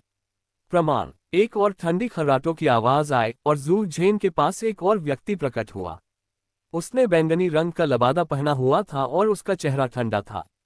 चूंकि आपको लगता है कि डोबाव मंडप एक राक्षस है, तो आप इसकी सूचना सीधे जुनटियन संप्रदाय को क्यों नहीं देते और जुनटियन संप्रदाय को ही इसका निर्णय लेने देते हैं? क्या यहाँ निष्कर्ष निकालने की आपकी बारी है? हाँ, क्या ऐसा हो सकता है कि फेग्यू शहर पहले से ही आपके कियानली चैम्बर ऑफ कॉमर्स का क्षेत्र है? आप जो भी कहते हैं वह सच है। एक और ठंडी हंसी गूंजी, शून्य में हलचल मच गई और एक खूबसूरत महिला धीरे धीरे बाहर निकली। उनके प्रकट होने से दुनिया अचानक तनावग्रस्त हो गई। वर्तमान में डोबाव पवेलियन की ओर 4 लोग हैं और वे सभी सच्चे अमर के दायरे में हैं। अगर सुहुआ को भी शामिल कर लिया जाए तो 5 सच्चे अमर होंगे। हालांकि 3 प्रमुख वाणिज्य मंडलों की तुलना में एक व्यक्ति कम है, फिर भी 6 सच्चे अमर 5 सच्चे अमरों के विरुद्ध लड़ रहे हैं, और अगर वे जीत भी जाएं तो भी यह निश्चित रूप से एक निराशाजनक जीत होगी। वू म्यू की आभा अचानक मुक्त हो गई और भारी शक्ति आकाश में फैल गई, जैसे थंडर गॉड का क्रोध। तुम्हारी हिम्मत कैसे हुई? जो कोई भी राक्षसी मार्ग का शत्रु है उसे मर जाना चाहिए। मुझे संदेह है कि तुम सब एक दूसरे के साथ मिलीभगत कर रहे हो। तुम सब राक्षसी मार्ग के लोग हो। ये सुनकर कई बड़े वाणिज्य मंडलों के प्रमुखों की आंखें सिकुड़ गईं और एक ठंडी, जानलेवा आभा फैल गई। आसमान और धरती के बीच का तापमान तेजी से गिरने लगा, मानो सर्दी आ गई हो। ये कमीना, उसने गंदा पानी भी फेंकना शुरू कर दिया। नेक्स्ट एपिसोड साक्ष्य, जू झेन वास्तव में राक्षसी पंथ का सदस्य है। सभी लोग कृपया मुझे कुछ कहने की अनुमति दें। झाओ ताई की आवाज धीमी थी और उसने वू म्यू की ओर देखा, जिसने उसे स्पष्ट नजर से देखा। इसके तुरंत बाद वू म्यू ने गुस्सा होने का नाटक किया और कहा, राष्ट्रपति झाओ, और क्या कहना है? हमें शू झेन की आत्मा भक्षण संप्रदाय के साथ मिलीभगत के बारे में पूरा विश्वास है। ये लोग जो शू झेन के इतने करीब हैं, वे भी राक्षस ही होंगे। आत्मा भक्षण संप्रदाय। फेग्यू शहर के कई लोग हैरान थे। ये दानव संप्रदाय साधारण नहीं था। इसकी ताकत लगभग जुनटियन संप्रदाय जितनी ही थी। इसके अलावा इस राक्षस संप्रदाय का कोई निश्चित पता नहीं है। इनके अनुयायी अनेक शक्तियों में फैले हुए हैं और इन्हें मिटाना अत्यंत कठिन है। आत्मा भक्षक संप्रदाय 3 आत्माओं को खाकर साधना करता है। एक बार उनके निशाने पर आने पर वे बिना किसी अपवाद के मर जाते हैं। पिछले कुछ वर्षों में फेग्यू शहर में कई लोगों को आत्मा भक्षी संप्रदाय के लोगों द्वारा नरसंहार किया गया है, इसलिए इस संप्रदाय के बारे में सुनने के बाद हर कोई आक्रोश से भर गया। झाओ ताई ने अपना हाथ लहराया, वू म्यू को फिर से रोका और फिर शांत स्वर में कहा, वे जू झेन की स्थिति को नहीं जानते होंगे, जो समझ में आता है। बोलते समय उन्होंने जू झेन के पक्ष के अध्यक्षों की ओर देखा। मेरे पास शू झेन की आत्मा भक्षी संप्रदाय के साथ मिलीभगत के बारे में जानकारी है। क्या आपकी रुचि है? मुझे विश्वास है कि अगर आप इसे पढ़ेंगे तो आप यह नहीं सोचेंगे कि हम ड्रोबाओ मंडप के साथ गलत कर रहे हैं। ये सुनकर जू झेन का चेहरा गंभीर हो गया। वह और उसके आसपास के लोग एक दूसरे की तरफ देखने लगे। उन्हें लगा कि इससे निपटना थोड़ा मुश्किल होगा।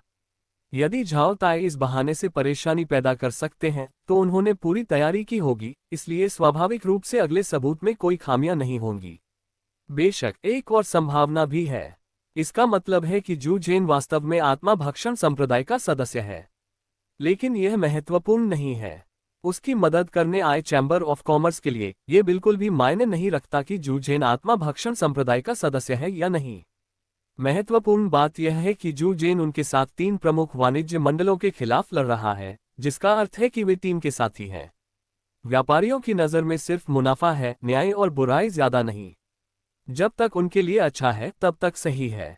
लेकिन अब फेग्यू शहर में बहुत सारे लोग देख रहे हैं। अगर वे इन सबूतों को नहीं देखेंगे तो ड्रोबाओ मंडप की प्रतिष्ठा बर्बाद हो जाएगी और इससे उनकी योजना को कोई फायदा नहीं होगा। लेकिन क्या होगा यदि ये महत्वपूर्ण साक्ष्य ये साबित कर दे कि जू झेन आत्मा भक्षी संप्रदाय का सदस्य है? ये तो और भी अधिक नुकसानदेह होगा। जू झेन ने बिना किसी हिचकिचाहट के एक कदम आगे बढ़ाया और ऊंची आवाज में कहा, मैं सीधा बैठता हूं और सीधा व्यवहार करता हूं। मैं देखना चाहता हूं कि क्या आप मेरी निंदा कर रहे हैं, इसलिए मुझे सबूत दिखाए। ये झाओ ताई की साजिश है और उसके पास इसे स्वीकार करने के अलावा कोई विकल्प नहीं है। और उसे अपने दिल में ये भी भरोसा था कि उसने आत्मा भक्षी संप्रदाय के साथ कोई सांठगांठ नहीं की है। चूंकि यह कुछ ऐसा था जो हुआ ही नहीं था, इसलिए उसे अब भी यकीन नहीं था कि झाओ ताई बेबुनियाद बातों को सच बता सकती है। उसी समय झाओ ताई ने अपने आसपास के 3 लोगों को भी एक संदेश भेजा। चिंता मत करो, मेरा आत्मा भक्षी संप्रदाय से कोई संबंध नहीं है। ये शब्द सुनकर इन लोगों के चेहरे पर जरा भी शांति नहीं आई, बल्कि और भी गंभीरता आ गई। अगर जू झेन का आत्मा भक्षी संप्रदाय से कोई लेना देना नहीं है, तो इसका मतलब है कि झाओ ताई के सबूत पूरी तरह से निराधार हैं। अगर आप ड्रोबाओ मंडप पर ऐसे निराधार आरोप लगाना चाहते हैं तो आप केवल पूर्ण शक्ति का ही उपयोग कर सकते हैं। दूसरे शब्दों में, आज युद्ध अपरिहार्य है। क्यों? वे बहुत हैरान थे। क्या ऐसा हो सकता है कि तीनों प्रमुख वाणिज्य मंडल अपनी जीत को लेकर पूरी तरह आश्वस्त थे? 6 सच्चे अमर योद्धाओं ने 5 सच्चे अमर योद्धाओं के विरुद्ध युद्ध लड़ा। हालांकि एक सच्चे अमर योद्धा का अंतर था, फिर भी तीनों प्रमुख वाणिज्य मंडलों के लिए ये सुनिश्चित करना असंभव था कि कोई भी न मरे।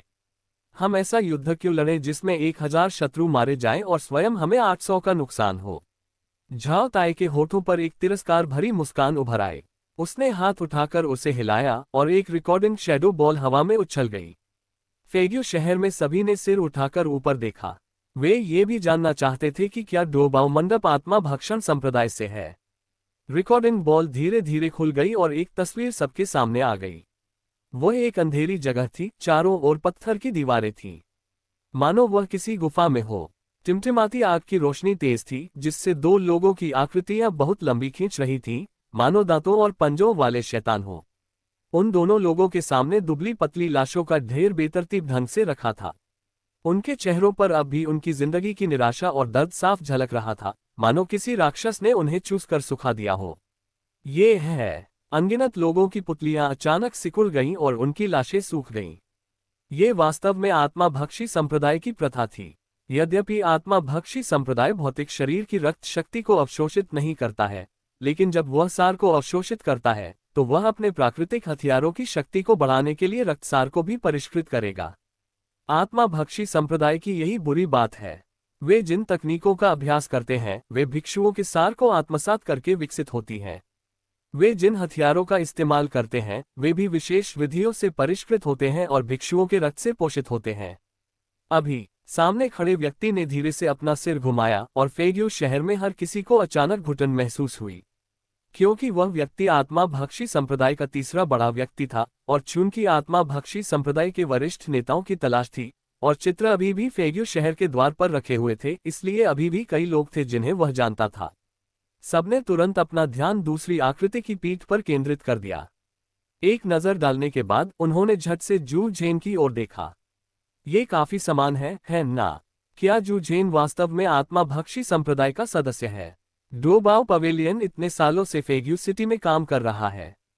अगर वह सचमुच फेग्यू सिटी से है तो ये कील बहुत लंबे समय से गाड़ी हुई होगी। डोबाओ मंडप के अध्यक्ष जू आमतौर पर काफी सभ्य दिखते हैं और उन्हें आत्माभक्षण संप्रदाय का सदस्य नहीं होना चाहिए, लेकिन पीछे से यह आकृति वास्तव में उनकी तरह दिखती है। चर्चा अचानक शुरू हो गई और कई लोग थोड़े गंभीर दिखे। इस समय आत्माभक्षण संप्रदाय के तीसरे बुजुर्ग ने अपना मुंह खोला और कुछ कहते हुए प्रतीत हुए। चूंकि रिकॉर्डिंग बॉल ध्वनि रिकॉर्ड नहीं कर सकती, इसलिए यह पता नहीं चल पाया कि क्या कहा गया था। अचानक पीछे वाला व्यक्ति घूमा और आत्माभक्षण संप्रदाय के तीसरे बुजुर्ग को सलाम किया। जब उन्होंने उस आदमी का चेहरा देखा तो आकाश और पृथ्वी के बीच सन्नाटा छा गया। सबकी आंखें चौड़ी हो गईं और उनके चेहरे अविश्वास से भर गए। ये कैसे संभव हो सकता है? तस्वीर में एक 50 वर्षीय व्यक्ति दिखाई दिया और उसकी शक्ल जू झेन से अलग नहीं थी। जू झेन वास्तव में आत्माभक्षण संप्रदाय का सदस्य था। एक क्षण में फेग्यू शहर के लोग क्रोधित हो गए। धिक्कार है, ये बूढ़ा आदमी जू झेन वास्तव में आत्माभक्षण संप्रदाय से है।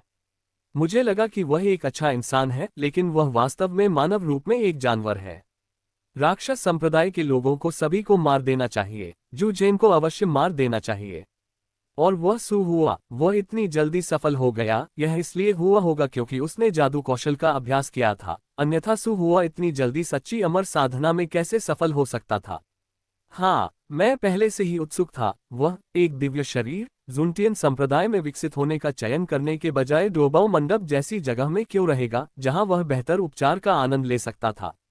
ये पता चला है कि वह भी दानव संप्रदाय से है और वह जुनटियन संप्रदाय के स्वामी द्वारा खोजे जाने से डरता है, इसलिए वह जुनटियन संप्रदाय में जाने की हिम्मत नहीं करता है। आक्रोश भरे स्वर लगातार गूंजते रहे। शुरुआत में कुछ लोग थोड़े संशय में थे, क्योंकि सिर्फ रिकॉर्डिंग शैडो बॉल के भरोसे इसे पूरी तरह साबित नहीं किया जा सकता था। लेकिन इन धार्मिक विश्लेषणों को सुनने के बाद उन्होंने ये भी मान लिया कि जू झेन और सू हुआ आत्माभक्षण संप्रदाय से थे। ये विश्लेषण बहुत ही उचित है। नेक्स्ट एपिसोड दुष्ट पंथ का सदस्य होने की पुष्टि। आपको और क्या कहना है? जहां तक सू हुआ का सवाल है तो इसे समझाना कठिन है। वह एक दिव्य प्राणी डोबाओ मंडप में शामिल होने के बजाय जुनटियन संप्रदाय में क्यों शामिल नहीं हुआ? दिव्य शरीर जुनटियन संप्रदाय के बीच प्रतिभा के स्तर पर है। यदि आप जुनटियन संप्रदाय में प्रवेश करते हैं तो आप निश्चित रूप से एक प्रत्यक्ष शिष्य के रूप में शुरुआत करेंगे। जुनटियन संप्रदाय में आपका दर्जा इतना सम्मानित है कि इसकी तुलना डोबाओ मंडप में रहने से नहीं की जा सकती। यह मुख्य बिंदु है। और सू हुआ के लिए सभी ने कहा कि वह बस ऊपर चढ़ गया, लेकिन वास्तव में केवल जूजेन ने इसे देखा और दूसरों को नहीं पता था कि यह सच था या नहीं। क्या होगा यदि जूजेन सिर्फ सुहुआ की पृष्ठभूमि को साफ करना चाहता था और विशेष रूप से यह कहना चाहता था कि वह ऊपर उठा था। अगले दृश्य में शू झेन को आत्मा भक्षी संप्रदाय के तीसरे बुजुर्ग के सामने गिड़गिड़ाते हुए दिखाया गया। लेकिन ये दृश्य देखकर फेग्यू शहर के अनगिनत लोग घृणा से भर गए। दृश्य समाप्त होने के बाद झाओ ताई की आभा अचानक फूट पड़ी और वह गुस्से से चिल्लाया, जू जेन, तुम दानव संप्रदाय के एक भिक्षु हो, इसलिए मैं आज तुम्हें मार रहा हूं ताकि मेरे नाम पर तुम्हें नुकसान से बचाया जा सके। हम फेग्यू शहर दानव संप्रदाय के गद्दारों को बर्दाश्त नहीं कर सकते। अब जब सबूत सामने हैं तो मैं देखना चाहता हूं कि तुम कैसे बहाने बनाते हो। कई और राष्ट्रपति भी हैं। तुम्हें ध्यान से सोचना होगा। क्या तुम सचमुच इस दानव संप्रदाय के गद्दार का पीछा करना चाहते हो और उसे बुरे काम करने में मदद करना चाहते हो? जू झेन के आसपास के 3 लोगों के हाव भाव बदल गए। इस वाक्य का चेतावनीपूर्ण अर्थ बहुत स्पष्ट है। यदि डोबाओ मंडप नष्ट हो गया तो 3 प्रमुख वाणिज्य मंडल निश्चित रूप से उन्हें जाने नहीं देंगे। बेशक अगर हम अभी पीछे हटते हैं तो हमें दबाव का सामना करना पड़ सकता है और हम उतने निर्णायक नहीं हो सकते। अचानक झाओ तायांग की गति बढ़ गई और वह नैतिक रूप से उच्च स्थान पर आ गया। 3 लोग जो मूल रूप से डोबाओ पवेलियन का समर्थन करना चाहते थे, अचानक उनके दिलों में झिझक होने लगी। डोबाओ पवेलियन वाकई काफी मजबूत नहीं है। क्या उसके पीछे चलकर 3 बड़े वाणिज्य मंडलों का मुकाबला किया जा सकता है? जू झेन दहाड़ने से खुद को रोक नहीं सका। झाओ ताई, इस रिकॉर्डिंग बॉल में जो व्यक्ति है वह मैं बिल्कुल नहीं हूं। तुमने इसमें हेराफेरी की होगी। वह आत्मा भक्षी संप्रदाय के तीसरे बुजुर्ग से कभी नहीं मिला, ये पूर्ण सत्य है। तो निश्चित रूप से मूवी बॉल की रिकॉर्डिंग में कुछ गड़बड़ है। आप नहीं। झाओ ताई खुद को उपहास करने से नहीं रोक सके और उन्होंने ठंडे चेहरे के साथ कहा, इस तरह से देखकर आप मुझे अपने अलावा और कौन बता सकते हैं? जू झेन ने अपनी मुठियां भींच ली, उसकी आंखें लाल हो गईं। एक ईमानदार भिक्षु के रूप में कुछ लोग अब उसे एक राक्षस के रूप में बदनाम कर रहे हैं, जिसे जू झेन किसी भी मामले में स्वीकार नहीं कर सकता। रिकॉर्डिंग बॉल को घटनास्थल पर ही रिकॉर्ड किया जाना चाहिए। आत्मा भक्षी संप्रदाय का तीसरा बुजुर्ग जुवानिक्सियन के प्रारंभिक चरण में है। अपनी ताकत के साथ आप इसे आत्मा भक्षी संप्रदाय के तीसरे बुजुर्ग की नाक के नीचे कैसे रिकॉर्ड कर सकते हैं? जैसे ही यह बयान सामने आया, सभी लोग भौंचक के रह गए। हाँ, रिकॉर्डिंग बॉल मौके पर ही होनी चाहिए। झाओ ताई तो एक सच्चे अमर साधु है, रहस्यमय अमर के सामने उनकी खोज कैसे नहीं हो सकती? राक्षस संप्रदाय के साधु बेहद क्रूर हैं। अगर उन्हें पता होता कि झाओ ताई पास में ही छिपा है तो वे सबके सामने जिंदा कैसे रह पाते? जू झेन चिल्लाया, झाओ ताई, मुझे संदेह है कि आप दानव पंथ से हैं। ये सुनकर झाओ ताई का चेहरा खिलखिला उठा और उसके चेहरे पर घबराहट का कोई निशान नहीं था। यह सचमुच हास्यास्पद है, लेकिन राष्ट्रपति जू, आप शायद यह नहीं जानते होंगे कि यह रिकॉर्डिंग बॉल मेरी नहीं है, बल्कि किसी ने इसे मुझे सौंप दिया है। किसी ने मुझे ये दिया। सभी लोग फिर से उलझन में थे। क्या हो रहा है? तभी डोबाओ मंडप से एक आदमी बाहर निकला। वह थोड़ा मोटा था और उसका चेहरा घृणा से भरा हुआ था। डोबाओ मंडप के घेरे में मूल रूप से कोई भी अपनी इच्छा से कार्य करने की हिम्मत नहीं करता है। मुख्य कारण यह है कि माहौल इतना तनावपूर्ण है कि कोई भी ऐसा विशिष्ट बैग बनाने की हिम्मत नहीं करता जब तक कि वह मरना न चाहे। इसलिए जैसे ही यह व्यक्ति बाहर निकला, वहां मौजूद सभी लोगों की निगाहें उस पर टिक गईं। डोबाओ पवेलियन के दुकानदार हु गुआंग हैं। जैसे ही उसने इस व्यक्ति को देखा, जू जेन को कुछ पता लग गया और उसकी अभिव्यक्ति अचानक बदल गई। झाओ ताई ने अपने मुंह के कोने को थोड़ा ऊपर उठाया और मुस्कुराते हुए कहा, ये चीज मुझे डोबाओ मंडप के दुकानदार ने दी थी। वह जू जेन का विश्वासपात्र है और उसी ने उसे आत्मा भक्षण संप्रदाय में शामिल होने के लिए राजी किया था। 1,00,000 साल पहले जू जेन ने हु गुआन की पत्नी के साथ बलात्कार किया और उसे अपमानित किया। अपनी पहचान उजागर होने से बचने के लिए उसने दुष्ट कौशल का इस्तेमाल करके उसे अपनी साधना के लिए पोषक तत्व के रूप में इस्तेमाल किया। हु गुआन की पत्नी को कई साल पहले आत्मा भक्षण संप्रदाय ने मार डाला था। मुझे लगता है कि हर किसी के मन में अभी भी कुछ न कुछ छाप जरूर है ना? यह अफसोस की बात है कि जू जेन ने सोचा कि उसने ये बिल्कुल सही किया है, लेकिन हु गुआंग ने फिर भी इसे देख लिया, इसलिए वह छिपकर मौके की प्रतीक्षा में रहा। अब उसे आखिरकार बदला लेने का मौका मिल गया। उसने वह दृश्य रिकॉर्ड किया जहां जू जेन आत्मा भक्षण संप्रदाय के तीसरे बुजुर्ग से मिला था, और इसे मुझे सौंप दिया, इस उम्मीद में कि मैं जू जेन को न्याय दिला सकूंगा। झाओ ताई की आवाज फेग्यू शहर में गूंज उठी और इसने तुरंत कई लोगों की भावनाओं को जगा दिया, और उन सभी ने जू जेन का अपमान किया। हु गुआन की पत्नी की हत्या वास्तव में 1 लाख वर्ष पहले हुई थी। इसके अलावा उसे आत्माभक्षी संप्रदाय के लोगों ने मार डाला था, और उसका शरीर अत्यंत दयनीय था। ये स्पष्ट था कि उसे अपमानित करके मार डाला गया था, और फिर राक्षस संप्रदाय के लोगों ने उसे अवशोषित और परिष्कृत कर दिया था। उस बुरी घटना ने फेग्यू शहर में भी काफी हलचल मचा दी थी, इसलिए बहुत से लोग आज भी उस घटना को याद करते हैं। अब झाओ ताई ने जो कहा उसके बारे में सोचने पर ऐसा लगता है कि यह सब एक श्रृंखला में जुड़ा हुआ है। हु गुआन का चेहरा भी गुस्से से भरा हुआ था और उसकी आंखें लाल थीं जब उसने कहा, जू जेन ने मेरी पत्नी के साथ बलात्कार किया और उसकी हत्या कर दी। उसने वर्षों में कम से कम 100,000 निर्दोष भिक्षुओं को भी मार डाला और उन्हें बलि के लिए आत्माभक्षी संप्रदाय को सौंप दिया। कृपया राष्ट्रपति झाओ, कृपया मेरे लिए निर्णय लें, इस राक्षस को मार डालें, मेरी पत्नी का बदला लें और उन निर्दोष लोगों का बदला लें। 1 लाख। जब किसी ने ये संख्या सुनी तो वह अपनी सांस रोके बिना नहीं रह सका। इस बिंदु पर सभी व्यक्तिगत और भौतिक साक्ष्य उपलब्ध होने के साथ लगभग सभी का मानना है कि जू जेन आत्मा भक्षण संप्रदाय का सदस्य है। हु गुआंग, जू जेन खुद को रोक नहीं सका और चिल्लाया, मैंने तुम्हारे साथ अच्छा व्यवहार किया, तुमने मुझे धोखा क्यों दिया? उसकी आंखों में हत्या का जुनून भरा था। उसे उम्मीद नहीं थी कि आखिरकार उसके अपने ही लोग उसकी पीठ में छुरा घोंप देंगे।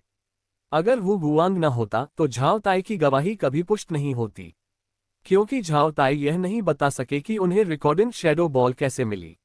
लेकिन अब हु गुआंग के साथ स्थिति पूरी तरह से अलग है। 3 राष्ट्रपति जो मूल रूप से जू जेन की मदद करने आए थे, उन्होंने भी अपना चेहरा बदल दिया और चुपचाप जू जेन से दूरी बनानी शुरू कर दी। वर्तमान स्थिति अब जू जेन की मदद करने में सक्षम नहीं है, अन्यथा वे सभी राक्षस पंथ के सदस्य बन जाएंगे। इस समय झाओ ताई चिल्लाया, जू जेन, तुम्हें और क्या कहना है? यह आवाज गड़गड़ाहट जैसी थी और फेग्यू शहर में गूंज रही थी, और लगभग हर कोई इसे सुन सकता था। जू जेन ने उन तीनों राष्ट्रपतियों की ओर देखा जो पहले ही दूरी बना चुके थे, और मन ही मन समझ गया कि मामला खत्म हो गया है। हालांकि उसे नहीं पता था कि हु गुआंग ने विश्वासघात क्यों किया, लेकिन इससे कोई फर्क नहीं पड़ा। वह अन्य वाणिज्य मंडलों की सहायता पर निर्भर थे। अब जब वे मदद करने को तैयार नहीं हैं, तो एक अकेला व्यक्ति डोबाओ पवेलियन 3 प्रमुख वाणिज्य मंडलों के साथ कैसे मुकाबला कर सकता है? धत्तेरी की दुष्ट संप्रदाय, उसे मार डालो। वह अभी भी सभ्य दिखता है, ये वास्तव में घृणित है। उसने गुप्त रूप से 1 लाख साधकों की बलि भी दी। मेरा चचेरा भाई कुछ दिन पहले गायब हो गया और मैं उससे संपर्क नहीं कर सका। क्या ये जू जेन की गलती हो सकती है? आरोप लगाने वाली आवाजों की एक श्रृंखला गूंज उठी और कुछ लोगों ने सीधे तौर पर अपने रिश्तेदारों की हत्या के लिए जू जेन को दोषी ठहराया। झाओ ताई के मुंह के कोने थोड़े ऊपर उठे हुए थे और उनका चेहरा आत्मसंतुष्टि से भरा हुआ था। ऐसा लग रहा था कि डुनशिजोव को आगे आने की जरूरत नहीं है, वह सीधे डोबाओ मंडप को तहस नहस कर सकता है। इस समय आकाश में एक उज्ज्वल प्रकाश दिखाई दिया और एक रिकॉर्डिंग छाया गेंद फट गई और इसमें दर्ज तस्वीर अचानक दिखाई दी। ये रिकॉर्डिंग शैडो बॉल किसकी है? किसी ने तुरंत इस दृश्य को देखा और उलझन में पूछा, लेकिन आसपास के सभी लोग भ्रमित थे। स्पष्ट रूप से उन्हें पता नहीं था कि क्या हो रहा है। ये दृश्य बिल्कुल वैसा ही था जैसा झाओ ताई ने पहले दिखाया था। ये भी एक अंधेरी गुफा में था और आत्मा भक्षण संप्रदाय का तीसरा बुजुर्ग घूम गया। वह ठंडे चेहरे से बोला, मानो वह कुछ कह रहा हो। शुरुआत में कुछ भी असामान्य नहीं था, लेकिन अंत में जब दूसरा व्यक्ति मुड़ा तो वह जू जेन नहीं था, ये था झाओ ताई। जब ये छवि प्रकट हुई तो फेग्यू शहर में सन्नाटा छा गया और हर कोई अविश्वास से आंखें फाड़कर इस दृश्य को देखने लगा। नेक्स्ट एपिसोड युद्ध शुरू होता है। तीसरा अद्यतन, यहाँ तक कि झाओ ताई भी हैरान रह गए। ये कैसे संभव हो सकता है? वह व्यक्ति वह कैसे हो सकता है?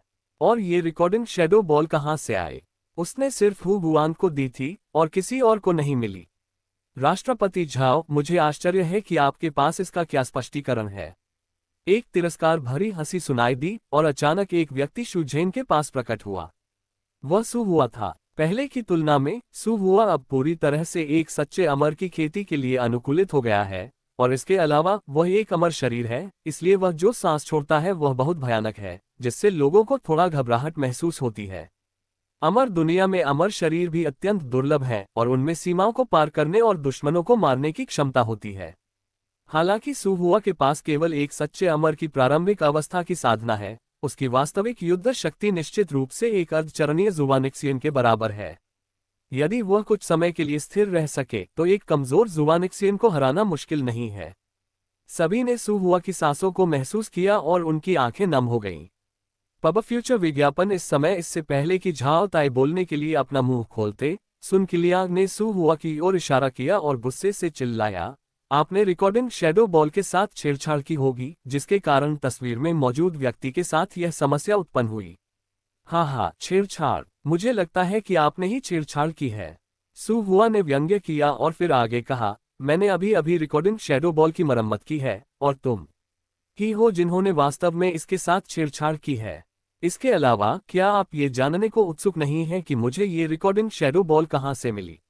जैसे ही ये शब्द निकले, झाओ ताई का चेहरा अचानक बदल गया और उसने तुरंत हु गुआंग की ओर देखा। अब हु गुआंग अब पहले जैसा पागल नहीं लग रहा था, वह एक दयालु चाचा की तरह मुस्कुरा रहा था। राष्ट्रपति झाओ, मैंने अच्छा अभिनय किया है ना? आपने वास्तव में किसी को फंसाने के लिए इस पद्धति का उपयोग किया। राष्ट्रपति झाओ बहुत कुछ जानते हैं, आप इस तरह की बात अक्सर नहीं करते हैं। यद्यपि वह मित्रतापूर्ण तरीके से बात कर रहा था, लेकिन उसकी आंखों में ठंडक छिपी नहीं थी, मानो वह झाओ ताई को टुकड़ों में काट देना चाहता हो। पत्नी के साथ हुई घटना उसके जीवन का सबसे बड़ा दुख था। अब जब उसका जिक्र फिर से हुआ तो भला उसे गुस्सा क्यों ना आता?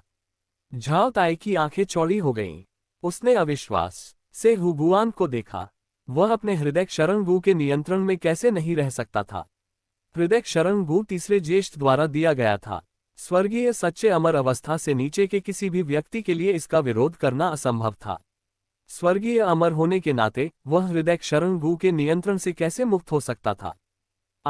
फेग्यू शहर में हर कोई अचंभित था। क्या चल रहा है? ये क्यों घूम रहा है? अचानक हुए इस परिवर्तन के कारण सभी लोग प्रतिक्रिया देने में असमर्थ हो गए। यहां तक कि खेल में शामिल व्यक्ति जू झेन भी उस पल उलझन में था। उसने उलझन भरी आंखों से पहले हु गुआंग को देखा, फिर सु हुआ को।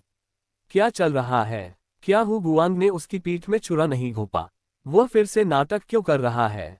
सु हुआ ने तिरस्कारपूर्ण दृष्टि से देखा और वह हल्के से मुस्कुराया और कहा, अगर मैं गलत नहीं हूं तो राष्ट्रपति झाओ को हु गुआंग पर आत्मा भक्षण संप्रदाय के हृदय क्षयकारी गु का उपयोग करना चाहिए था, है ना? मुझे उम्मीद नहीं थी कि राष्ट्रपति झाओ वास्तव में आत्मा भक्षक संप्रदाय से हैं। आप वास्तव में इसे छिपा रहे हैं। मुझे नहीं पता कि राष्ट्रपति झाओ 3 प्रमुख वाणिज्य मंडलों में से आत्मा भक्षक संप्रदाय से अकेले हैं या आप तीनों हैं। उनका अमर शरीर 95वें स्थान पर है, अग्नि सूर्य अमर शरीर जो अत्यंत यांग है। हृदय शरण करने वाली गु एक इन विशेषता वाली चीज है और सु हुआ को इस तरह की चीज की बहुत गहरी समझ है। हु गुआंग के साथ आकस्मिक संपर्क में उन्होंने पाया कि दूसरे पक्ष को जहर दिया गया था, इसलिए उन्होंने सीधे उसे ठीक कर दिया। हृदय शरण करने वाला गु शरीर को नियंत्रित करता है और उसे पूरी तरह से प्रतिस्थापित कर देता है, इसलिए हु गुआंग को पता था कि क्या हुआ था। हु गुआंग से झाओ ताई की योजना के बारे में जानने के बाद सु हुआ ने कई जवाबी कदम उठाए। क्या आप नैतिक उच्च भूमि पर खड़े रहना पसंद नहीं करते? अब पहचानें उलट गई हैं, आइए देखें कि आपको क्या करना चाहिए। 3 चैम्बर्स ऑफ कॉमर्स के प्रमुख जो मूल रूप से वापस लेने की तैयारी कर रहे थे, इस स्थिति को देखने के बाद बार बार सोचा, डोबाओ मंडप की मदद करने का फैसला किया। ये स्थिति बहुत नाजुक है और उनके नियंत्रण से बाहर है। इस समय डोबाओ मंडप के किनारे खड़े होने का जोखिम वास्तव में बहुत महान है। सु हुआ ने झाओ ताई की ओर देखा, जो गुस्से में थे, और हंसते हुए बोले, क्यों राष्ट्रपति झाओ, क्या आप स्पष्टीकरण नहीं देना चाहते? अपने पैर पर कुल्हाड़ी मारना ठीक नहीं है ना? फेग्यू शहर में केवल सु हुआ की व्यंग्यात्मक आवाज ही रह गई।